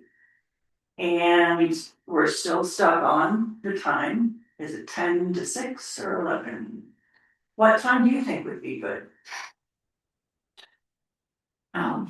Or you might not like any of the time, what I tell people, you should turn off your lights. Do not. Yeah. I do not. Mayor, Yes, I'm sorry, yes, Councilor. the term light trespass means the projection of any The word any means any, doesn't mean some, doesn't mean a little or a lot, it means any light. So I have a problem with that. I have a fundamental problem that we're gonna say 0 photons from my property. You live where? I live in Moose Hollow. Yeah, there's a lot of light in Moose Hollow. There. Yes, there is. How are we gonna enforce that? It is freaking possible to enforce this as written. So let's write laws that can be, any means any, Peggy. I disagree. Well, that's fine. I have the floor right now. You're, And I have a problem saying Dow has to turn your lights off at 10 p.m. I'm all over. It's recommended. It's a good practice. Do something like that. When people get up at 4 a.m. to go to Hill Air Force Base for the swing shift, they ought to be able to turn the freaking lights on their garage and back out and go out. So let's have something that says it's aspirational and good to do. And then let's make sure we cover down on holidays. But and you guys can outvote me, which is fine, but I cannot agree to something that says you can't have a photon across property. I'm putting a proposal on the table, Yes. that tomorrow we are prepared, and by the way, look at page 13. It's an illustration of light trespass. It's, it's not the radio waves, it's the beam. Yeah, but the definition is the definition. It is, It's- and I think the definition is reasonable. That we change number 1, light trespass will replace illumination. Okay, because none of us appears to like the illumination standard. in what sentence or paragraph? If you do a search, it's only in 2 other places. And we say that lights out is a recommended period. Not something we're gonna go around and ticket people for. And then, Tina, what was your other holiday? Okay, if we change those, do you think we can advance this? I think so. Okay. We only need 3 to advance. I think we need to advance it with the understanding that it's a work in progress. Sure. And that we're, yeah. Okay, I will make recording, edits recording. And what do you think you're?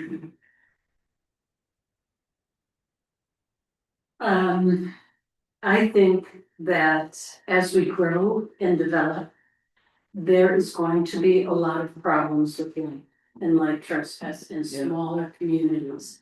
In the developments like Nordic, in the developments like Eden Crossing, and the developments that are closer together, that have more people, more safety lights, more parking lights.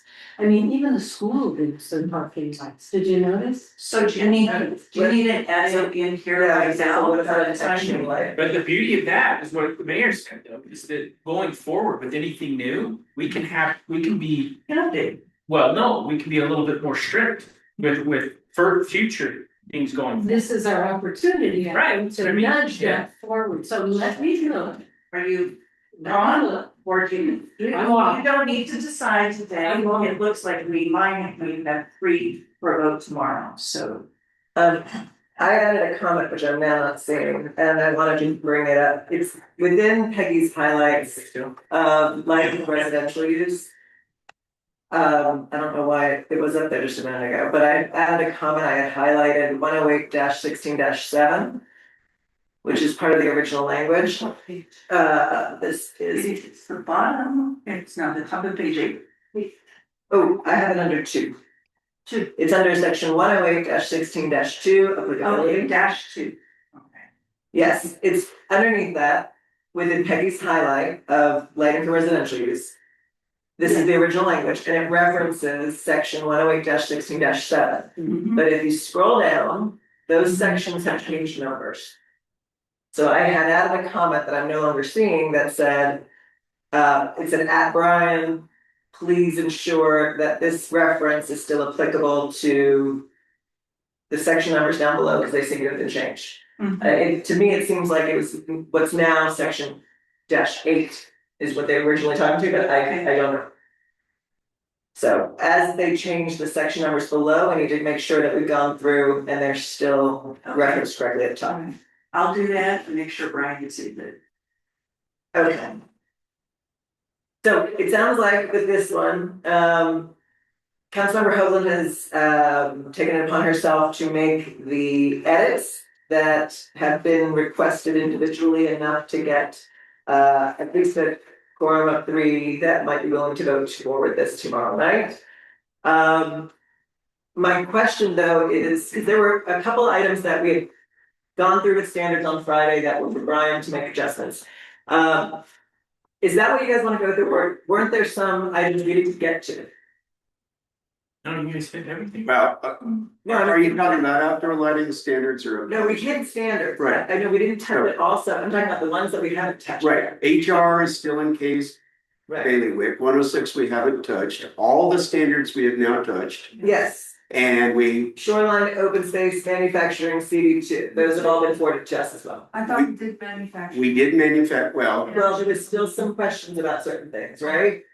The 20% or the. Yes. Whatever it is. Yes. And we Yes. have a resident comment that we received since our discussion Yeah. on this as well. From the same resident. It's from the same resident that asked for the AC. Exactly.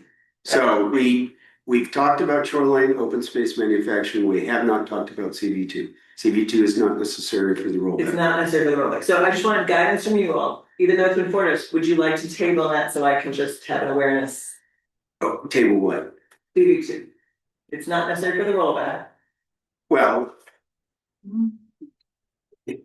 We need, is subdivisions necessary for the rollback? Yes, We've got to do subdivisions, we need the planner there to explain some technical language. I need the planner there to explain some technical language, I would prefer, so we gotta do subdivisions. We agreed to shoreline or not? I thought we had, I thought we went. I thought we did. But I don't know that we've seen the final edited, ready to vote on. hang on, I might even have it. And in open space, we agreed to, because we were taking out that sentence that the planning commission put in the box in conservation easements. Right. So we'd agreed to that.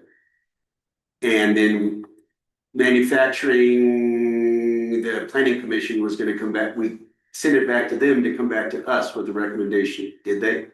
For what? Manufacturing. We sent it to them.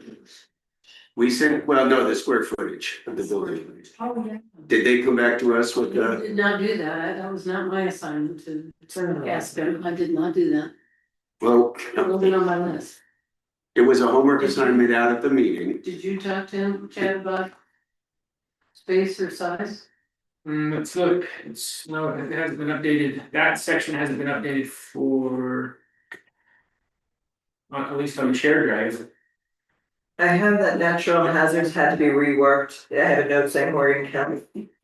Yes, but we're gonna, we agreed to pass the ordinance and then go back and. So why are you asking about the planning commission there, cause it's our decision. Well- Are you just asking as far as their recommendation on, We said we do more. At our meeting, we sent it back to them. Hold on. Okay, who's talking? You wanna tell them what we did? Okay, for natural hazards, we had the, a geo consultant come and talk to us and say it was very antiquated, and we agreed just to keep it as is and address the improvements later. Okay, Which is what we agreed last Friday yes, as well. yes. On manufacturing, my recollection is on the issue of what size square foot building they could build. We sent it back to the planning commission to come back to us with a recommendation. They have not done so, or did they? Well, We- who sent it? Yes, I just looked on the minutes this morning, yes, that was part of the minutes, I don't know if we executed it. Yeah, I did not, I'll tell you, I had my list of things and I did those. Okay. Well, we don't have to have manufacturing tomorrow night to roll back an moratorium. I see. So, I suggest. excuse me, before we jump, Sure. can I do homework assignment there? Okay, I'm sure. What do you want me to do for the manufacturing school? Ask them if they would reconsider the square footage measurements.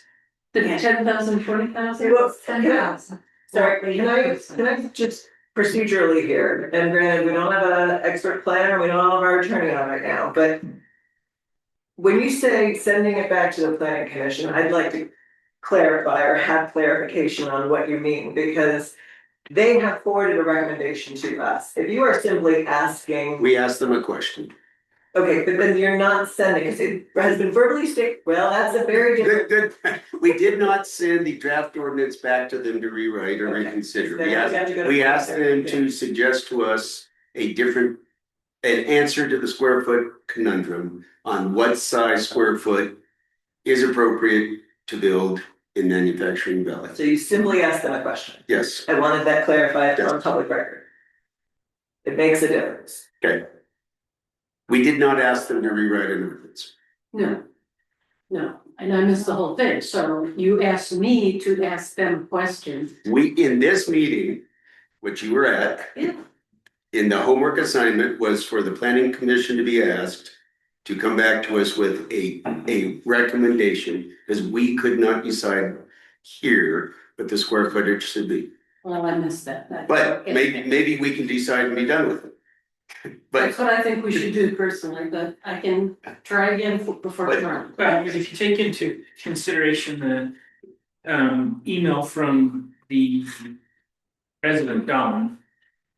The, Don the Griffiths. resident, I heard the correctly. property owner down there, Yeah, I mean, he has some good suggestions in here, and maybe we need to look at that and adjust our absolute of 10,000 square feet, maybe make an adjustment there. I thought that was very thoughtful. What do you think? I'm wondering what the square footage would look like at 60% on an acre lot. Well, an acre, about 33,000 square feet. Oh, well, less than that, but 44 times 0.6. Yeah, And I had a strong opinion about this, I'm not sure. None of us knows manufacturing facilities, some of us have walked the tile and some of us. And I find very persuasive the residents' discussion. It strikes me, I don't want to be anti-business, anti-employment. The health of this city depends on both of those items and the resulting tax and economic activity that comes out of that. And I was very impressed and would vote for the larger manufacturing facility. We are not talking about a steel plant. We are talking about relatively light manufacturing. Putting assembly together, cell phones, other light manufacturing things, not heavy industrial manufacturing. Is there? Sorry, yes, I'm sorry. The other thing that we had in the meeting was that Ty Lotshire had indicated that there were only 2 parcels. Yeah. In manufacturing that did not already have buildings. Mm-hmm.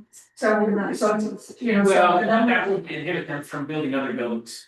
Because you have 7 other lots, it's plural on that buildings, Right, so they could expand. they could expand, that's true. And I'm in agreement with, a little bit with what Kay's saying there, I think that area, especially given that area. So MV1 expands into other areas of the valley, and we may need to look at that differently, but I really think that area. Personally, that's a good area for that, it's a lot better than some of the other areas I've seen some building of like that, so. but it doesn't have to be so industrial. It still needs to have some landscaping, and I think our comments Yes. supported that. It still has to look, sure, like our valley. It can't be wall-to-wall manufacturing. I mean, we don't want that, even in that zone. I think we could maximize it, but still have a requirement for some kind of landscaping, natural landscaping. I was just trying to picture 30,000 square foot. 24,000, it's 24, 24,000 for an acre, 4-story building. not 4-story. Well, that's what, because 50 feet. it's 50 feet. That's not for sure. Yeah, pretty close. It is. Yes, it is. No, that's good to look at, and maybe you wanna limit the height. That's the issue. Alright, where are we at, people? So we're gonna have a planner today or not, do we know? Yes, I had hoped so. He said he would come. It's at 4 o'clock. He's not responding to my text. We have to pass 106 to roll back a moratorium. It says right here from Sherry, our other planner, consider reducing to 60% to encourage additional open area on the site. I would be good with 60%. I think to have that additional area so it doesn't look. Again, I'm just picturing that. It's a big building there. And it's industrial. It's America. This is free enterprise. These are where we get good paid jobs that are not just cleaning or framing. We get managerial jobs, you get supervisory jobs. You get opportunity. And a nice environment. All I'm asking is. I have worked at many factories where the environment is beautiful. Yes. Making phones, walking the time, but I really have a problem restraining business development up here. So, Is height an issue though? That was brought that up to me, and I'm questioning whether we should limit that. Well, the 10,000 square foot are limited to 50 feet as well. So under Weaver County, they're at 50 feet. I would prefer, for example, to have a more spread out building, larger footprint versus a 4 or 5 story smaller building. You know, The terrain down there is such that it goes down, so a taller building wouldn't be as adversely affected view sheds. You know, so that's not a concern. I think If you look at that the real issue there, like, let's just say we okayed it at 60% 50 feet. And you got a distillery down there, and if someone on the adjacent lot had to throw up a 25,000 square foot building at 50 feet, it would completely block their southwest view. and you got kids across the street. I mean, it's a real mix of. I'm not saying that, I'm just throwing that out there, and saying that's the example, that if someone chose to do that right there on that adjacent lawn. But those, And I'm not saying the distillery is, it's not a place for, they're not doing, they do retail. outdoor things there. No, No, that's what I'm trying to say, yeah, they're not doing things like And- this. Go ahead. the other buildings though are pretty tall down there too. I mean, those other are warehouses. They're pretty big. You go inside. You can join right now, I didn't see he any. can join, Brian can join. Oh, good, Brian, jump on, please. The gym that I go to is pretty tall, it's an open warehouse. So I don't know how many that would be, but it's big. You know, has your hand up. There are some pretty cool areas that can still be well landscaped.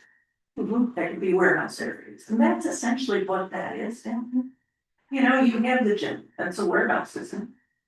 It's a big open, Yeah, used to be a warehouse, open right? gym. You have a construction company, you have, That's the manufacturing stuff. yeah. I will say that that is, the previous planning commission that was, while we were unincorporated, that is where we were suggesting. Affordable workforce housing be situated. So part of. The plans that cities and municipalities need to put forth, to be designated areas, there's also money you can get if you designate areas to help build the infrastructure needed to make those things happen. That was the area that planning commission was identifying. And now we have though, the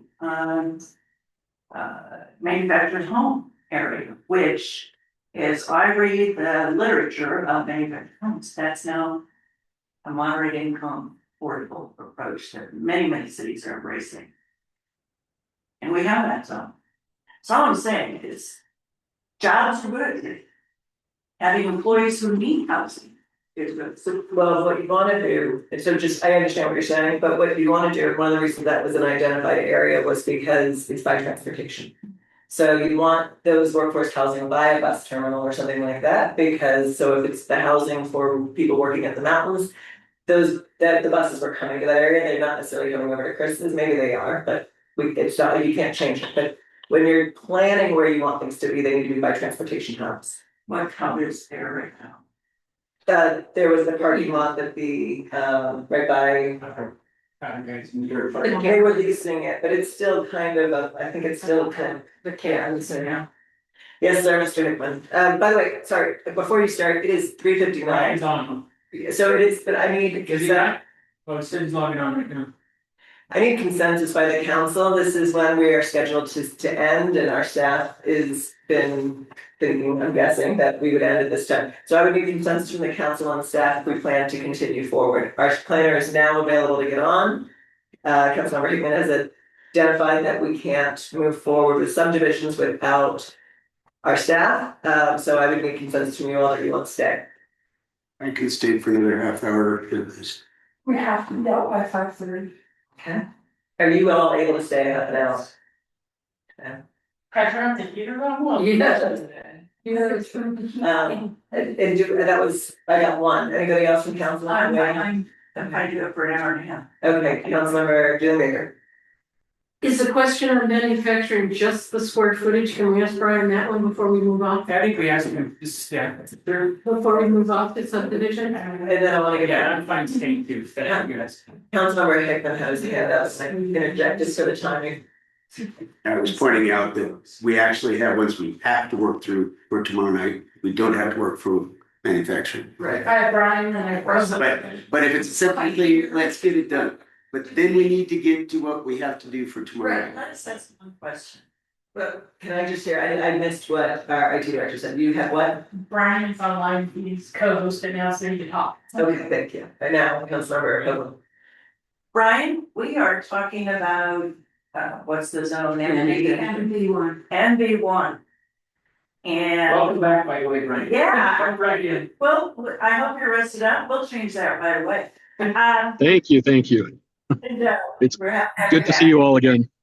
The question, Brian, is, what's bubbled up, is just discussing what's a reasonable size for a light manufacturing facility within that zone?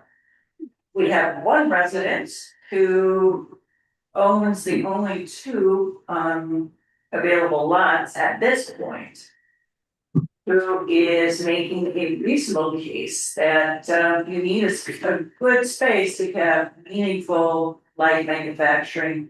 He had advanced an 80% of the property standard. Did he reduce that in his most recent email to 60%? So if we had 60% of a parcel, that would then be light manufacturing up to 4 stories, would that be a reasonable compromise for us to accept? I believe so. I think the challenge is coming in the context that it's in.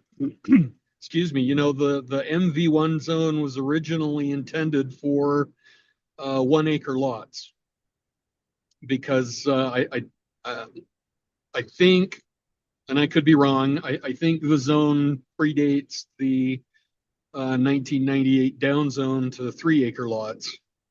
Most of those MV1 lots are less than 3 acres anyway. They are. And so my guess is that the intent of the MV1 was to allow for industrial development on 1 acre lots. And the concern was they didn't want that 1 acre or they didn't want that park to be developed too intensely. And so the 10,000 square foot limit on buildings was put in place at that time. If you're looking at larger than 1 acre lots, an 80% coverage is a pretty big building. But 60%. I think 60% is a good number. When you're looking at 1 to 3 acres, that's between 20 to 60,000 square foot. Those are big buildings. But they still allow for things. If that's the case, one concern I would have with limiting the square footage of the building itself is if outdoor storage is not allowed, then the question becomes, what do they do with the other 40% of the property? Certainly some of it is going to be parking and emergency access, but generally manufacturing areas don't have strict landscaping requirements, so you're not having them put in playgrounds and parks and things like that. So Part of it would be that we would allow outdoor storage. Okay. and outdoor storage. Yeah, You're shaking your head, Vicky. If it's fenced like we set up here with this other outdoor storage, I didn't like that, but I would rather have it landscaped, but Well, we can Well, put you that, know, planners to do that. We asked Amy last We- week to, write that.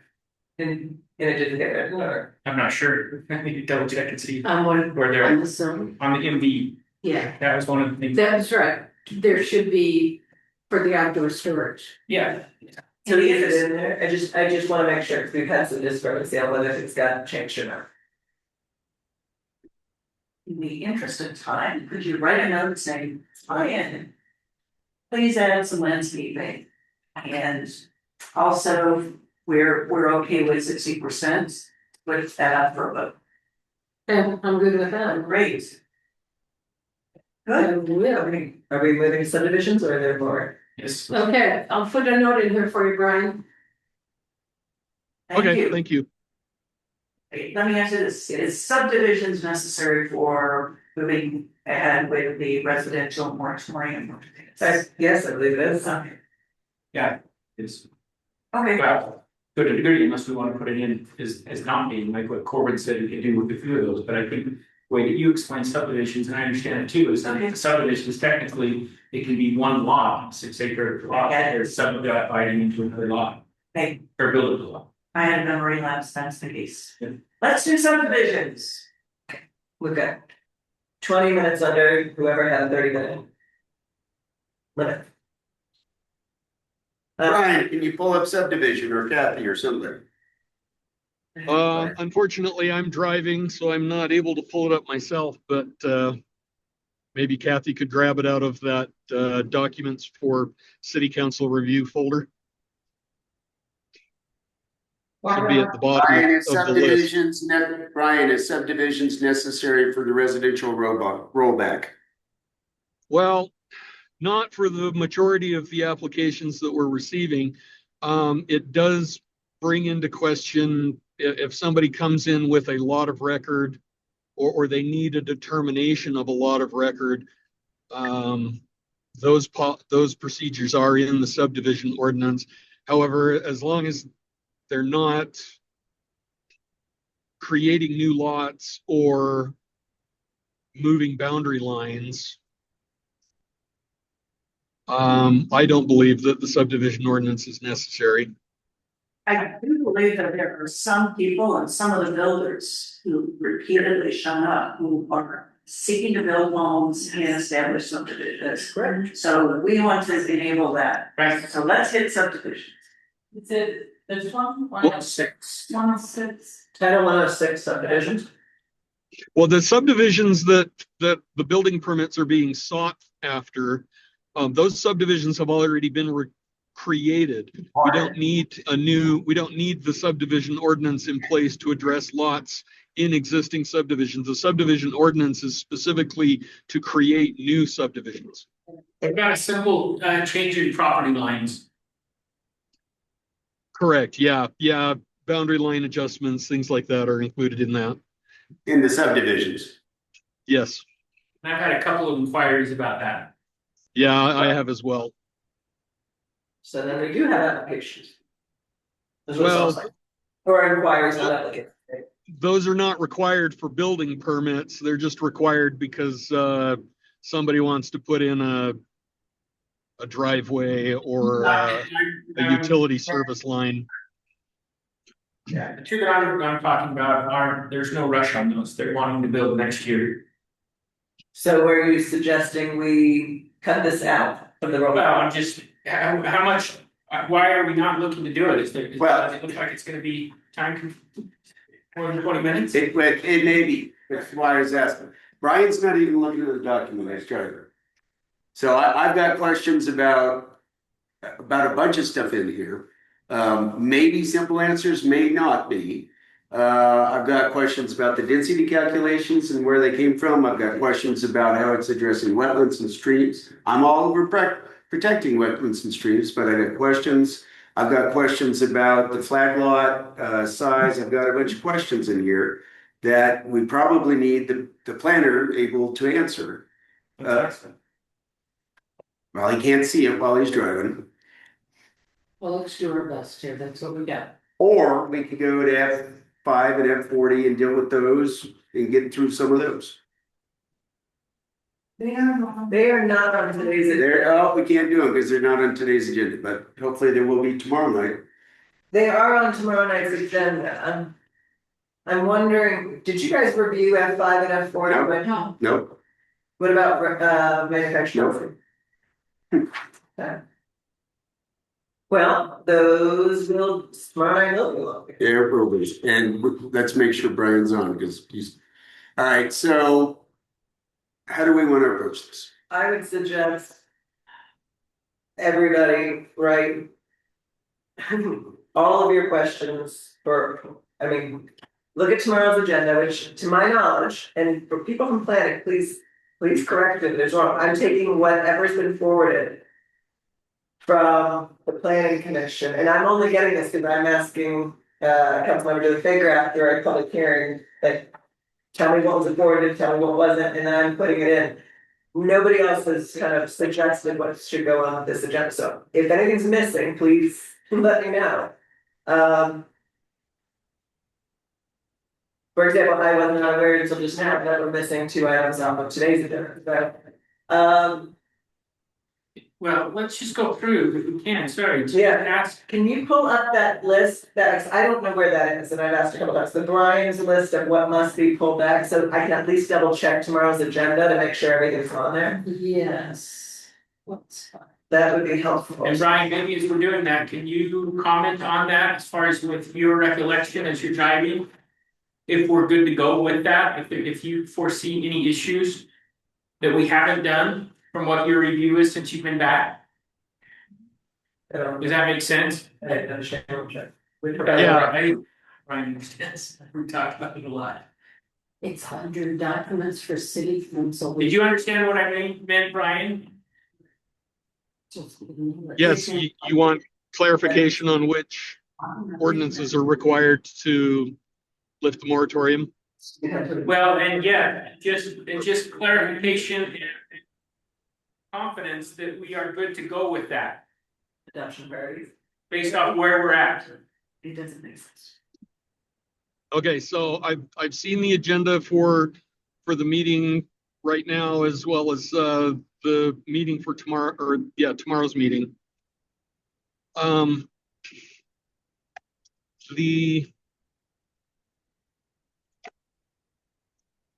The HR zone was one that needed to be passed through, and I don't know if you were able to take care of that Friday or earlier today. We didn't, and we reviewed, I'm editing with the comments from the meeting. Continue, Brian. It's not, Okay. We haven't reviewed the final draft yet. Okay. So in terms of, I think that was the last one that was really necessary for the residential permits, and also it kind of depends on how Corbin is going to craft this resolution for the lifting elements of or part of the moratorium. You know, if we're allowing development within certain zones, you know, then we could just proceed with the zones that have been adopted, and any other identified zones that are on the map but don't have an adopted ordinance, development there would still be under the moratorium for another couple of weeks till that gets sorted out. But if we're looking at just removing the moratorium on building permits in general, regardless of the zone,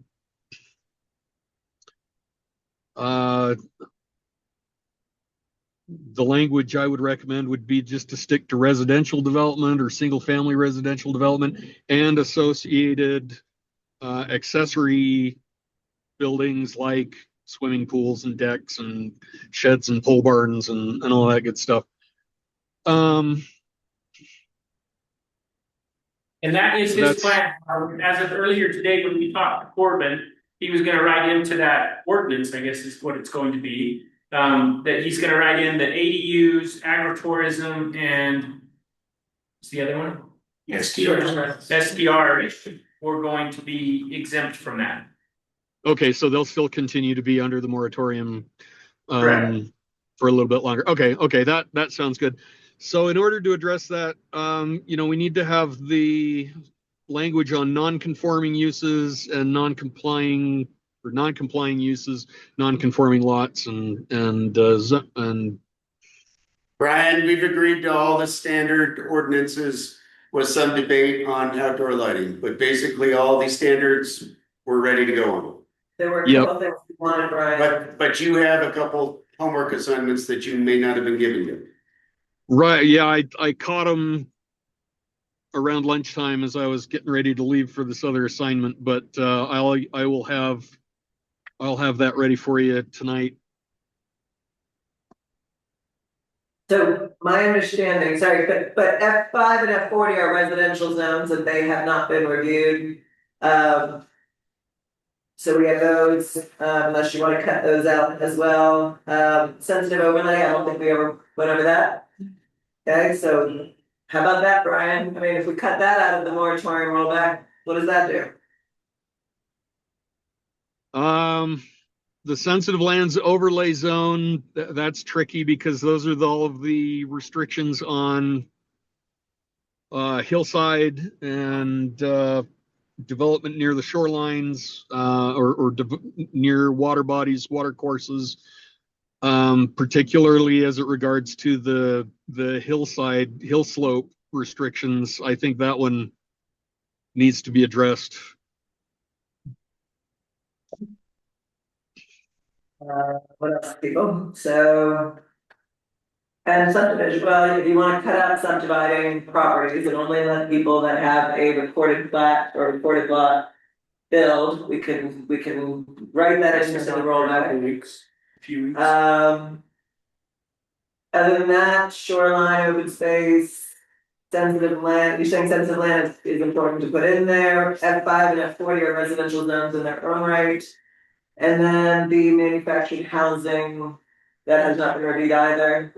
That'll be easy. Okay. I don't think that one's necessary at this point. There's not gonna be anything. So we absolutely need to make sure tomorrow, I guess, we're going through F5, F40, sensitive overlay. And Brian has homework assignments to get back to within the standards, and we need to, and yeah, okay, I think that's in the HR. What about CBR? CBR 2 is not a residential, CBR 1 is, it has residential, but it's commercial, it's a mixed use situation. And my understanding was that was intended to be cut out of this initial rollback, is that correct? Yes, Yes. yes. So that's my understanding on that. So Yes, Councilmember Hickman. I have a lot of comments on Cecil Land overlay. I don't know if you guys have looked at them. They relate to the addition of the slope. I'm not against regulating slope. I have a heartburn with the engineer has not looked at it as far as I can tell, nor have we had a geotech engineer look at the language. So it's gonna be difficult for me to agree to pass this thing tomorrow night as is, and I know it's not on the agenda, but I'm just saying this. Which your as is, because there was a little bit of confusion when I talked to the planning commission, they said that was a misprint. Are you talking the 15% versus the 25% or even more than that? More than it, that whole thing is an addition. That none of the slope stuff that was in the Weaver County. So they've added this, and I know why they did, and it's an issue, but our engineer hasn't looked at it. Is Which that something we can ask Brian to do, is to pass it on to engineering and take a look at that? I've asked multiple times. Brian, did you do that for the sensitive lands overlay? Yes, Well- yeah, I've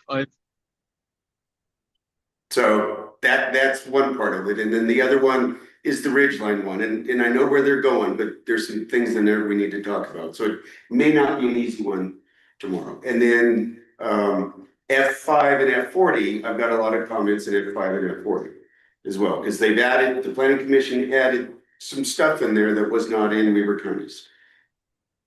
Well, You know how I feel. well, They were tasked to look at it and make it fit us, so I think. I'm saying that it will not be easy Yes. tomorrow night to get through this until midnight. Okay. And if Brian's not able, or the planning commission is not able to answer, why did they do this questions? Then we'll see where we can get. And also, I just wanna remind us all, we all agree, we're looking for good enough, not perfect.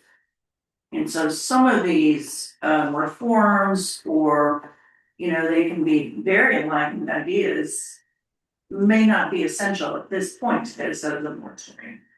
And we all have a list of things we wanna go back and fix. And some of those innovations may be on the let's go back and fix list. I'm with you on that. I struggled with that conflict of that and then the budget. Looking at how much it costs to publicly notice, do everything. I'd really like us to do this now, get some of this stuff done so we can move forward. You know, and because it will be a while. You know, we know that. It'll be a while before it circles around again. We got so much to do. So that's my thinking on that. But I agree, we have a lot of conversation. For Corbin's request does not include. After this The conversation, question is, what is included?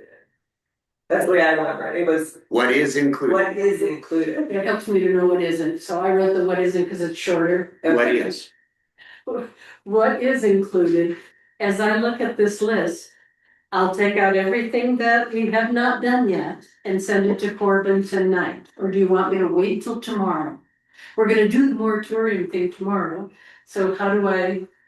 I'm not following, what, Okay, Well- tomorrow we may or may not pass all of this. correct. So what do I send to Corbin? Well, he wanted all applicable zones, and then anything that didn't get passed, he would delete tomorrow He night. will take care of it. But he wanted everything given to him included, so that he can then just simply take out what doesn't get passed. Okay. But our goal was to get everything done other than the three that we keep talking about, the STRs, the agritourism, Yes, and the ADUs. So we just need to make sure, Ryan, are we in a place to where tomorrow we can get the other items that are done, can be done? And it sounds as though maybe we can, based off of some concerns that Don has to the sensitive land overlays and also the FD5 and FD40s. Well, we'll see. Brian, I jumped in, Brian, I'm sorry, but we have not looked at these. We haven't talked about these, and we can't talk about them today because they're not on the agenda. And we'll see. So hopefully the engineer can be engaged on sensitive land, period. The other comment I was gonna make is maybe we should start thinking about a Wednesday, Thursday, or Friday city council to finish this thing later this week. Especially council. A special, and just get it on the books. That way we can say, hey, we didn't get there, but we can finish on Thursday or whatever. I do have an update from Ryan, from this morning on the business licenses. The one thing we had hanging is whether a food truck has a business license within the city or not. And there is a law that says what they have to report the zip code they parked in to give the sales tax to the local. And how do we follow up on that? That I don't know how we follow up on whether they're doing it or not, but they don't have to have a license with every city they go to. So they have one license. And Brian, maybe you can explain this much better. They have one license, they report where they were, so we get the sales tax from it. So that, is that correct, Brian? Yeah, that's correct. The state law prohibits, well, what it does is it's the reciprocity principle for business licenses for food trucks. As long as a food truck has a valid business license from one municipality in Utah, they are legally allowed to operate in any municipality. However, when they do not report their sales tax levy based on the location of their business license, they report on a regular basis on their actual point of sale. So they have a special portal with the state tax commission, a website that they log into where they report every day's sales by location, and then the tax commission calculates that sales tax based on where those sales originated from. Councilmember, Shaw. Nothing to do with sales tax, but I seem to remember reading, I know all this stuff that we've been reading, that, as we talked about temporary, things like food trucks, that their license would be 120 days. I seem to remember reading that. Do you know anything about that, Brian? Yeah, that was something that we were trying to work, that the planning commission was trying to work through, where they could allow a truck to be operational within the community for a season, as opposed to getting a single event license where they were only going to come up for one weekend. But yeah, the 128 or 120 day limit was an attempt to just give them an opportunity to operate in a single location without having to renew those temporary use permits It's, more regularly. what if it's more permanent than that?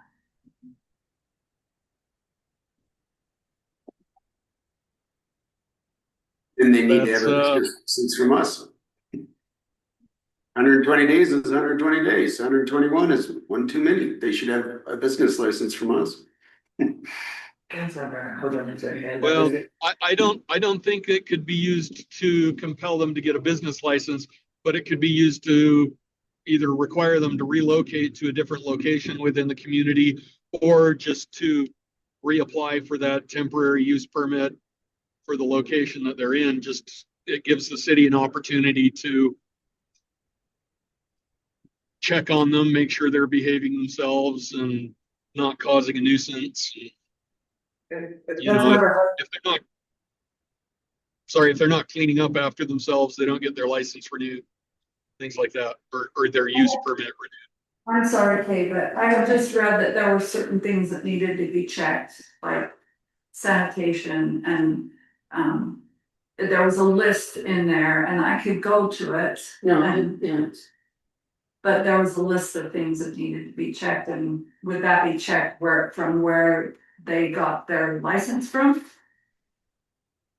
No, because the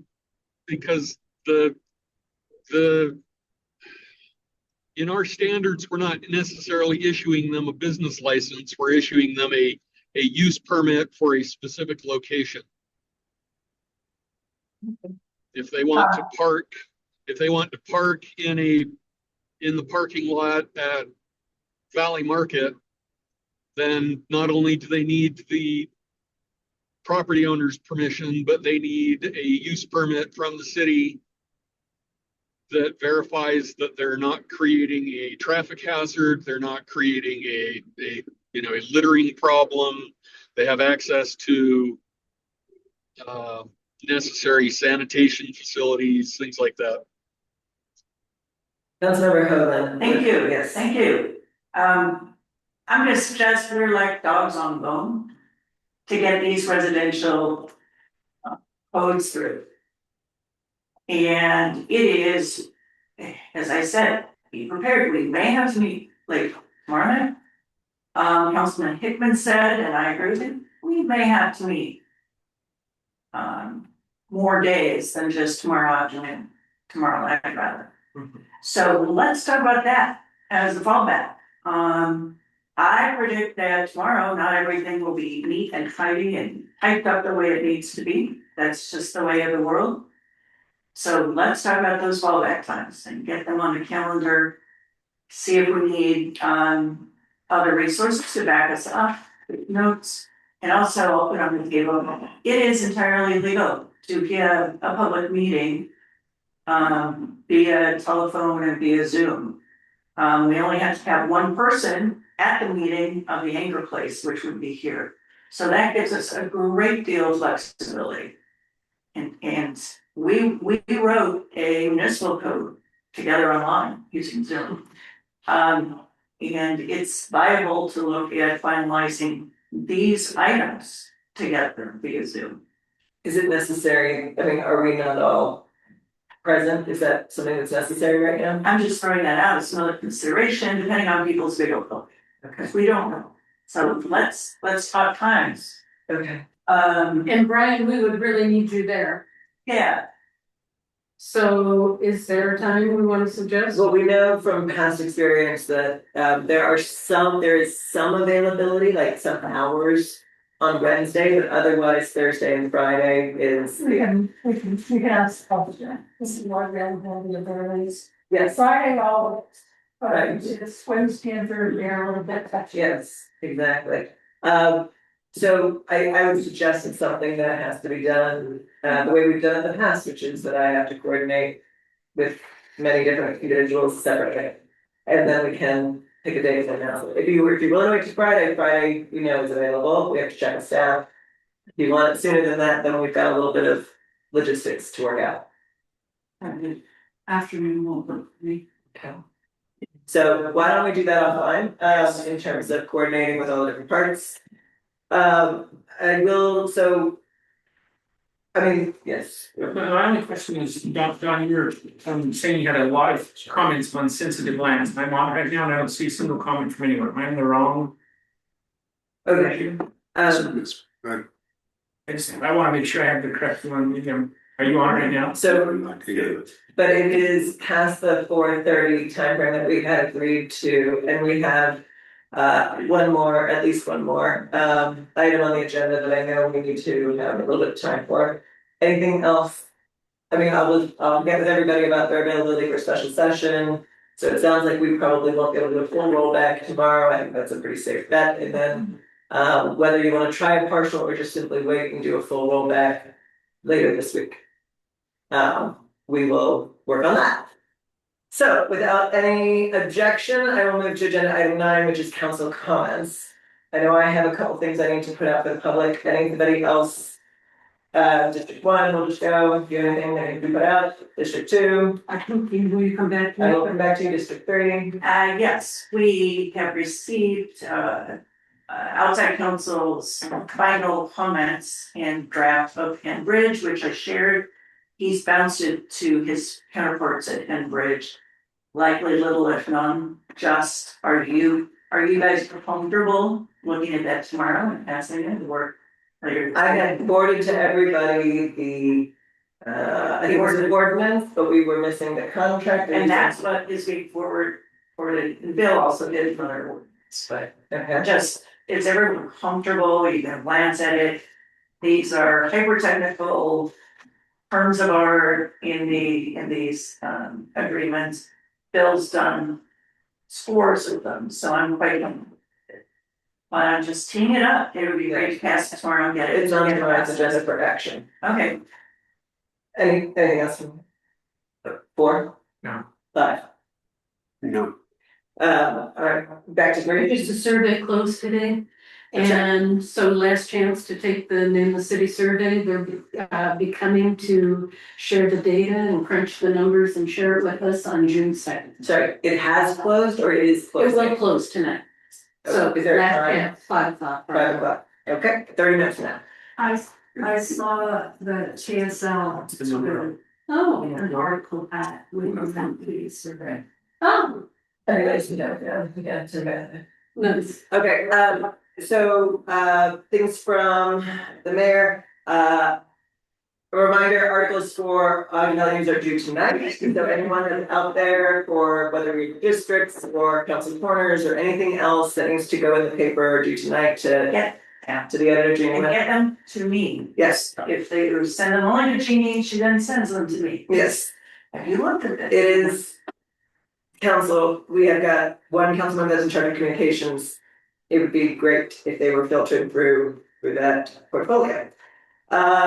Next Monday is a holiday and we have it in our office hours, at least on the schedule, that the office is planning to be closed.